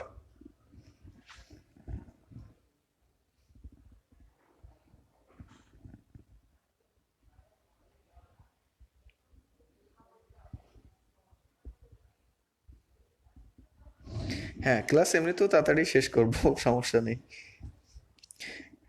সমস্যা যেহেতু হচ্ছে এবং আমি নিজেও একটু টায়ার্ড, হ্যাঁ, চেষ্টা করবো তাড়াতাড়ি শেষ করার, সমস্যা নেই, আর বেশিক্ষণ লাগবেও না। এগুলো পড়ে ফেলবো আমরা, দেন আবহাওয়া জলবায়ুর এই জায়গা থেকে এই রিটেন প্রশ্নটি প্র্যাকটিস করে নিব আমরা সবাই, হ্যাঁ। আর এর পরবর্তীতে যে জায়গাগুলো রাখছি দেখো, প্রাকৃতিক সম্পদ আর খনিজ সম্পদ, এটা আমরা খুব ভালোভাবে পড়েছি। প্রাকৃতিক সম্পদ কি কি? যে আমাদের ভূ অভ্যন্তরীণে যেসব বিষয়গুলো প্রকৃতিগতভাবে আমরা পেয়ে থাকি, সবই হলো প্রাকৃতিক সম্পদের অংশ। সেগুলো কি কি? যেমন হলো আমরা প্রাকৃতিক গ্যাস যেগুলো পেয়েছি প্রকৃতি থেকে, তারপরে কি পেয়েছি? খনিজ সম্পদের অনেক ধরনের আধার কিন্তু আমাদের দেশেও আছে। যেমন হলো তোমার আমাদের একটা অন্যতম খনিজ সম্পদের মধ্যে আছে কি? চীনামাটি, বিজয়পুর, যেটা যেটা কোথায় অবস্থিত? নেত্রকোনার বিজয়পুরে চীনামাটির পাহাড়, সেটা কিন্তু আমাদের একটা অন্যতম একটা খনিজ। দেন আমাদের দেশে গ্রানাইট আছে, আমাদের দেশে কয়লা আছে, সবই তো প্রাকৃতিক সম্পদ, তাই না? দেন খনিজ সম্পদটা, কিছু কিছু খনিজ সম্পদ আমাদের দেশেও কিন্তু আমরা পেয়ে থাকি। তো সবাই যেহেতু অসুস্থ, আমি সরি, একটু টায়ার্ড ফিল করতেছো এবং অনেক রাতও হয়ে যাচ্ছে, তো ক্লাসটা শেষ করে দেওয়াই ভালো। তো সর্বশেষ আমি একটু বলি যে প্রাকৃতিক সম্পদ আর খনিজ সম্পদ খুব ইজি, এগুলো একটু পড়ে নিও সবাই। আর এর পাশাপাশি সবকিছু একটু ভালো করে, আজকে যে ক্লাসটি হলো, আগামীতে ইনশাল্লাহ আরও ভালো ভালো কন্টেন্টস নিয়ে আবারও আসবো। কিন্তু তার আগে একটু জানতে চাচ্ছি যে তোমাদের হলো স্পেসিফিক আর কোন কোন ক্লাসগুলো হলে ভালো মনে হয় সাধারণ জ্ঞানের জন্য, যে তোমাদের যেমন কিছু চাহিদা থাকবে যে ভাইয়া এই ক্লাসটি হলে ভালো হবে, এই রিলেটেড ক্লাস হলে ভালো হয়, সেগুলো একটু কমেন্টে জানাও সবাই। সবাই একটু কমেন্ট করে জানাও যে আর কি ধরনের ক্লাসগুলো হলে তোমাদের জন্য ভালো হয়। আর অবশ্যই সবাই ক্লাসগুলো শেয়ার করতে ভুলবে না, কারণ আমি চাই আমার এই প্ল্যাটফর্ম ইউজ করে সবাই এই জায়গাটি ইউজ করুক এবং সবাই এখান থেকে অনেক বেশি উপকৃত হোক। আর অবশ্যই আগামী 5 তারিখের মধ্যে সবাই আইসিটি পাওয়ার বইটি সংগ্রহ করে ফেলো, কারণ আমি খুব ভালো করে তোমাদেরকে ডিক্লেয়ার করে দিলাম। হ্যাঁ, সংবিধান নিয়ে ক্লাস নিব, সংবিধান নিয়ে খুব ভালোভাবে একটা ক্লাস নিব আশা করতেছি। এই যে দেখো আইসিটি পাওয়ার বইটা নিতে সবাই লেট করে ফেলো না, 5 তারিখের মধ্যেই নিয়ে ফেলো, যাতে করে 5 তারিখে রুটিন প্রকাশের মাধ্যমে তোমাদের রেগুলার রুটিনে ক্লাসটি শুরু করানো যেতে পারে। 5 জানুয়ারি এর মধ্যে সবাই আইসিটি পাওয়ার বইটি সংগ্রহ করো এবং ক্লাসগুলো অ্যাটেন্ড করো, যেহেতু 25 মার্কস, লেস ইম্পর্টেন্ট ভাবে নেওয়ার কিছু নেই। বুঝতে পেরেছো সবাই? অনেকে বলতেছে আন্তর্জাতিক পর্যায়ে সাম্প্রতিক 2020 ভালো হয়ে যাবে ইনশাল্লাহ। আচ্ছা ভাইয়া, মুক্তিযুদ্ধ ভিত্তিক ক্লাস নিবেন না? হ্যাঁ নিব, একটি ক্লাস নিব, সেটিতে থাকবে মুক্তিযুদ্ধ ও বঙ্গবন্ধু, বা বঙ্গবন্ধু ও মুক্তিযুদ্ধ রিলেটেড। পুরো ক্লাসটি থাকবে বঙ্গবন্ধু ও মুক্তিযুদ্ধ রিলেটেড, এবং ওখান থেকে প্রশ্ন আসবে। সো ওইটাও তো আমার মাথায় আছে, ইনশাল্লাহ নিব আগামীতে, যে বঙ্গবন্ধু মুক্তিযুদ্ধ রিলেটেড একটা বড় মানের লেকচারই হবে, কারণ ওই দিন একসাথে এমসিকিউ এবং লিখিত দুইটা পার্টি অনেক বেশি গুরুত্ব সহকারে ইনশাল্লাহ পড়াই দিব, যাতে করে তোমাদের কোনো সমস্যা না হয়। প্রণালী সাগর, আচ্ছা প্রণালী সাগর আবার পড়াবো, সমস্যা নেই। সাম্প্রতিক ক্লাস মাঝখানে একটা নিয়েছিলাম, যারা অ্যাটেন্ড করোনি তারা হয়তো মিস করছো, আবার নিব, সমস্যা না। আন্তর্জাতিকগুলো কঠিন, প্লিজ ওটা করান। হ্যাঁ আন্তর্জাতিক করাবো, টেনশন নিও না, সবই করাবো, সবই করাবো, কোনো টেনশন নাই। প্রথম বিশ্বযুদ্ধ, দ্বিতীয় বিশ্বযুদ্ধ, আচ্ছা বিশ্ব মানচিত্র প্লিজ। ওকে, বিশ্ব মানচিত্র তো অবশ্যই, বিশ্ব মানচিত্র খুব সহজ, খুবই সহজ ড্র করা। জেইউ এর জন্য জিকে কি পড়বো সাজেস্ট করেন? ওকে, আমাদেরকে ফলো করতে থাকো, জেইউ এর জন্য কি জিকে পড়বে সবই। জাহাঙ্গীরনগরে মেইনলি হলো সাবজেক্টিভ বেসিক জিকে গুলো হয়, সেক্ষেত্রে এই বিষয়গুলো হলো, যেমন আজকের ক্লাসটি ভূগোল রিলেটেড, এটা তোমার বি ইউনিটের যে ভূগোল সাবজেক্ট সেটার জন্য গুরুত্বপূর্ণ। খেলাধুলা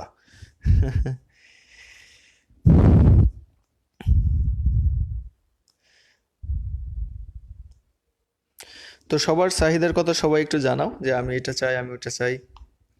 আবার ক্লাস হবে সামনের ইনশাল্লাহ বুধবারে, এই একই দিনে।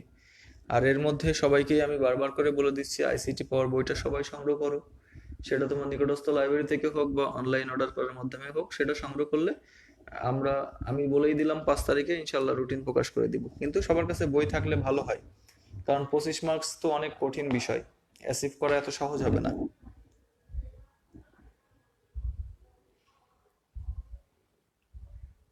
মানচিত্র নিয়ে একটা ক্লাস, গুড, এই কথাটা খুব ভালো লাগছে যে ভাইয়া মানচিত্র নিয়ে একটা ক্লাস অবশ্যই নিব। একটা ক্লাস নিব যেখানে শুধু মানচিত্রই থাকবে, বাংলাদেশের মানচিত্র আর ইন্টারন্যাশনাল মানচিত্র বা আন্তর্জাতিক মানচিত্র, এই দুইটা মানচিত্রের উপর পুরো ক্লাস সেট করব। অর্থনীতি ক্লাস তো হয়ে গেছে ভাই।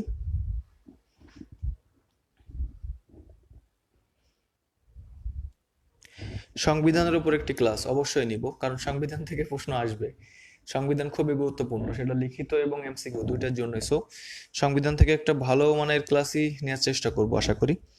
আর কার কি সমস্যা আছে সবাই একটু বলো। নুসরাত বলতেছে যে ভাইয়া জেইউতে কি ইন্টারন্যাশনাল টপিক? হ্যাঁ অবশ্যই পড়তে হবে ভাইয়া। লিখিততে কি আমাদের মানবিক বিভাগের বই থেকে প্রশ্ন আসবে? উম্মে মারিয়ম, ভাইয়া মানচিত্রের ক্লাস চাই। হ্যাঁ মানচিত্রের ক্লাস নিব।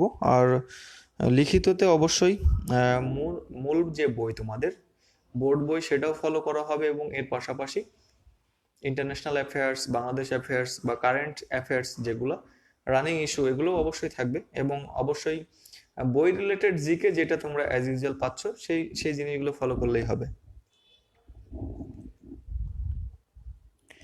তো আজকের ক্লাসটি ওইভাবে ভালো নিতে পারিনি, নেওয়ার চেষ্টা করছিলাম, কিন্তু বিভিন্ন অজুহাত তোমাদের পক্ষ থেকে, যে ভাইয়া আজকে একটু তাড়াতাড়ি শেষ করেন, এই জন্য শেষ করে দিতে বাধ্য হচ্ছি। আজকে বেশি আর স্টে না করি। তো সর্বশেষ বিদায় নেওয়ার পূর্বে, তাই না, বা শেষ করার আগে সবাইকে একটু, সবার কমেন্টগুলো একটু একবারের জন্য পড়ে নিই, যে কে কে কমেন্ট করতেছে দেখি। সবাই কমেন্ট করো, কে কে ছিলে, কে কে আসো। উম্মে মরিয়ম, প্রাচীন সভ্যতা নিয়ে একটা ক্লাস, আচ্ছা। এমডি নাসিম, পুরস্কার ও সম্মাননাগুলো নিয়ে, হ্যাঁ এটা হলো আন্তর্জাতিক একটা ইস্যু। তো সবাই লাস্ট মোমেন্টে একটু কমেন্ট করে জানিয়ে দাও। আচ্ছা, ও আচ্ছা, advance happy new year Nasim, তোমাকে ধন্যবাদ। আমি এই কথাটি বলতাম যেহেতু সাধারণ জ্ঞান ক্লাসটি 2020 সালের আজকের লাস্ট ক্লাস তোমাদের সাথে, মানে 2020 সালের, ইনশাল্লাহ 2021 সালের নতুন বছরে ইংরেজি নববর্ষের পরে আবারও ইনশাল্লাহ 2021 সালে নতুন করে পথ চলা হবে। আর চাইবো যে 2021 সালে সবার জন্য একটা সাফল্যমণ্ডিত সময় আসুক, সবার একটা আইডেন্টিটি হোক, যে সে ঢাকা বিশ্ববিদ্যালয়ের স্টুডেন্ট, বা সে জাহাঙ্গীরনগর বিশ্ববিদ্যালয়ের স্টুডেন্ট, বা রাজশাহীর স্টুডেন্ট, বা চট্টগ্রামের স্টুডেন্ট। একটা আইডেন্টিটি তার হোক, একটা বড় মানের একটা সাফল্য আসুক, সবার জীবনে আসুক, তোমাদের জীবনে আসুক, আমাদের ক্ষেত্রে আসুক, এবং সকল মানুষ, পৃথিবীর সকল মানুষ এই প্যান্ডেমিক সিচুয়েশন থেকে অনেক বেশি মুক্তি লাভ করুক। কারণ যেই সিচুয়েশনে আমরা পড়ে গেছি, মুক্তি লাভ আসলে অসম্ভবের মতো হয়ে দাঁড়িয়েছে। তারপরেও চাইবো যে সবকিছু থেকে আমরা বেরিয়ে আসি, সবকিছু থেকে আবার পরিত্রাণ পাই, এবং স্রষ্টার এই পৃথিবী আবার সুন্দর সাবলীলভাবে ফিরে আসুক আমাদের মাঝে। তো সেটাই থাকবে 2020 সালের শেষ স্পিচ। আর সবাইকে আমার পক্ষ থেকে আগাম নতুন ইংরেজি নববর্ষের শুভেচ্ছা সবাইকেই জানাচ্ছি, যে সবাইকেই হ্যাপি নিউ ইয়ার আগাম জানানো থাকলো। কারণ হয়তো আজকেই 2020 সালের লাস্ট তোমাদের সাথে দেখা হলো, আবার ইনশাল্লাহ 21 সালে দেখা হবে। লাস্ট মোমেন্টে আমি তোমাদের সাথে আজকের ক্লাস, তো সবাইকেই ইংরেজি নববর্ষের শুভেচ্ছা জানাই।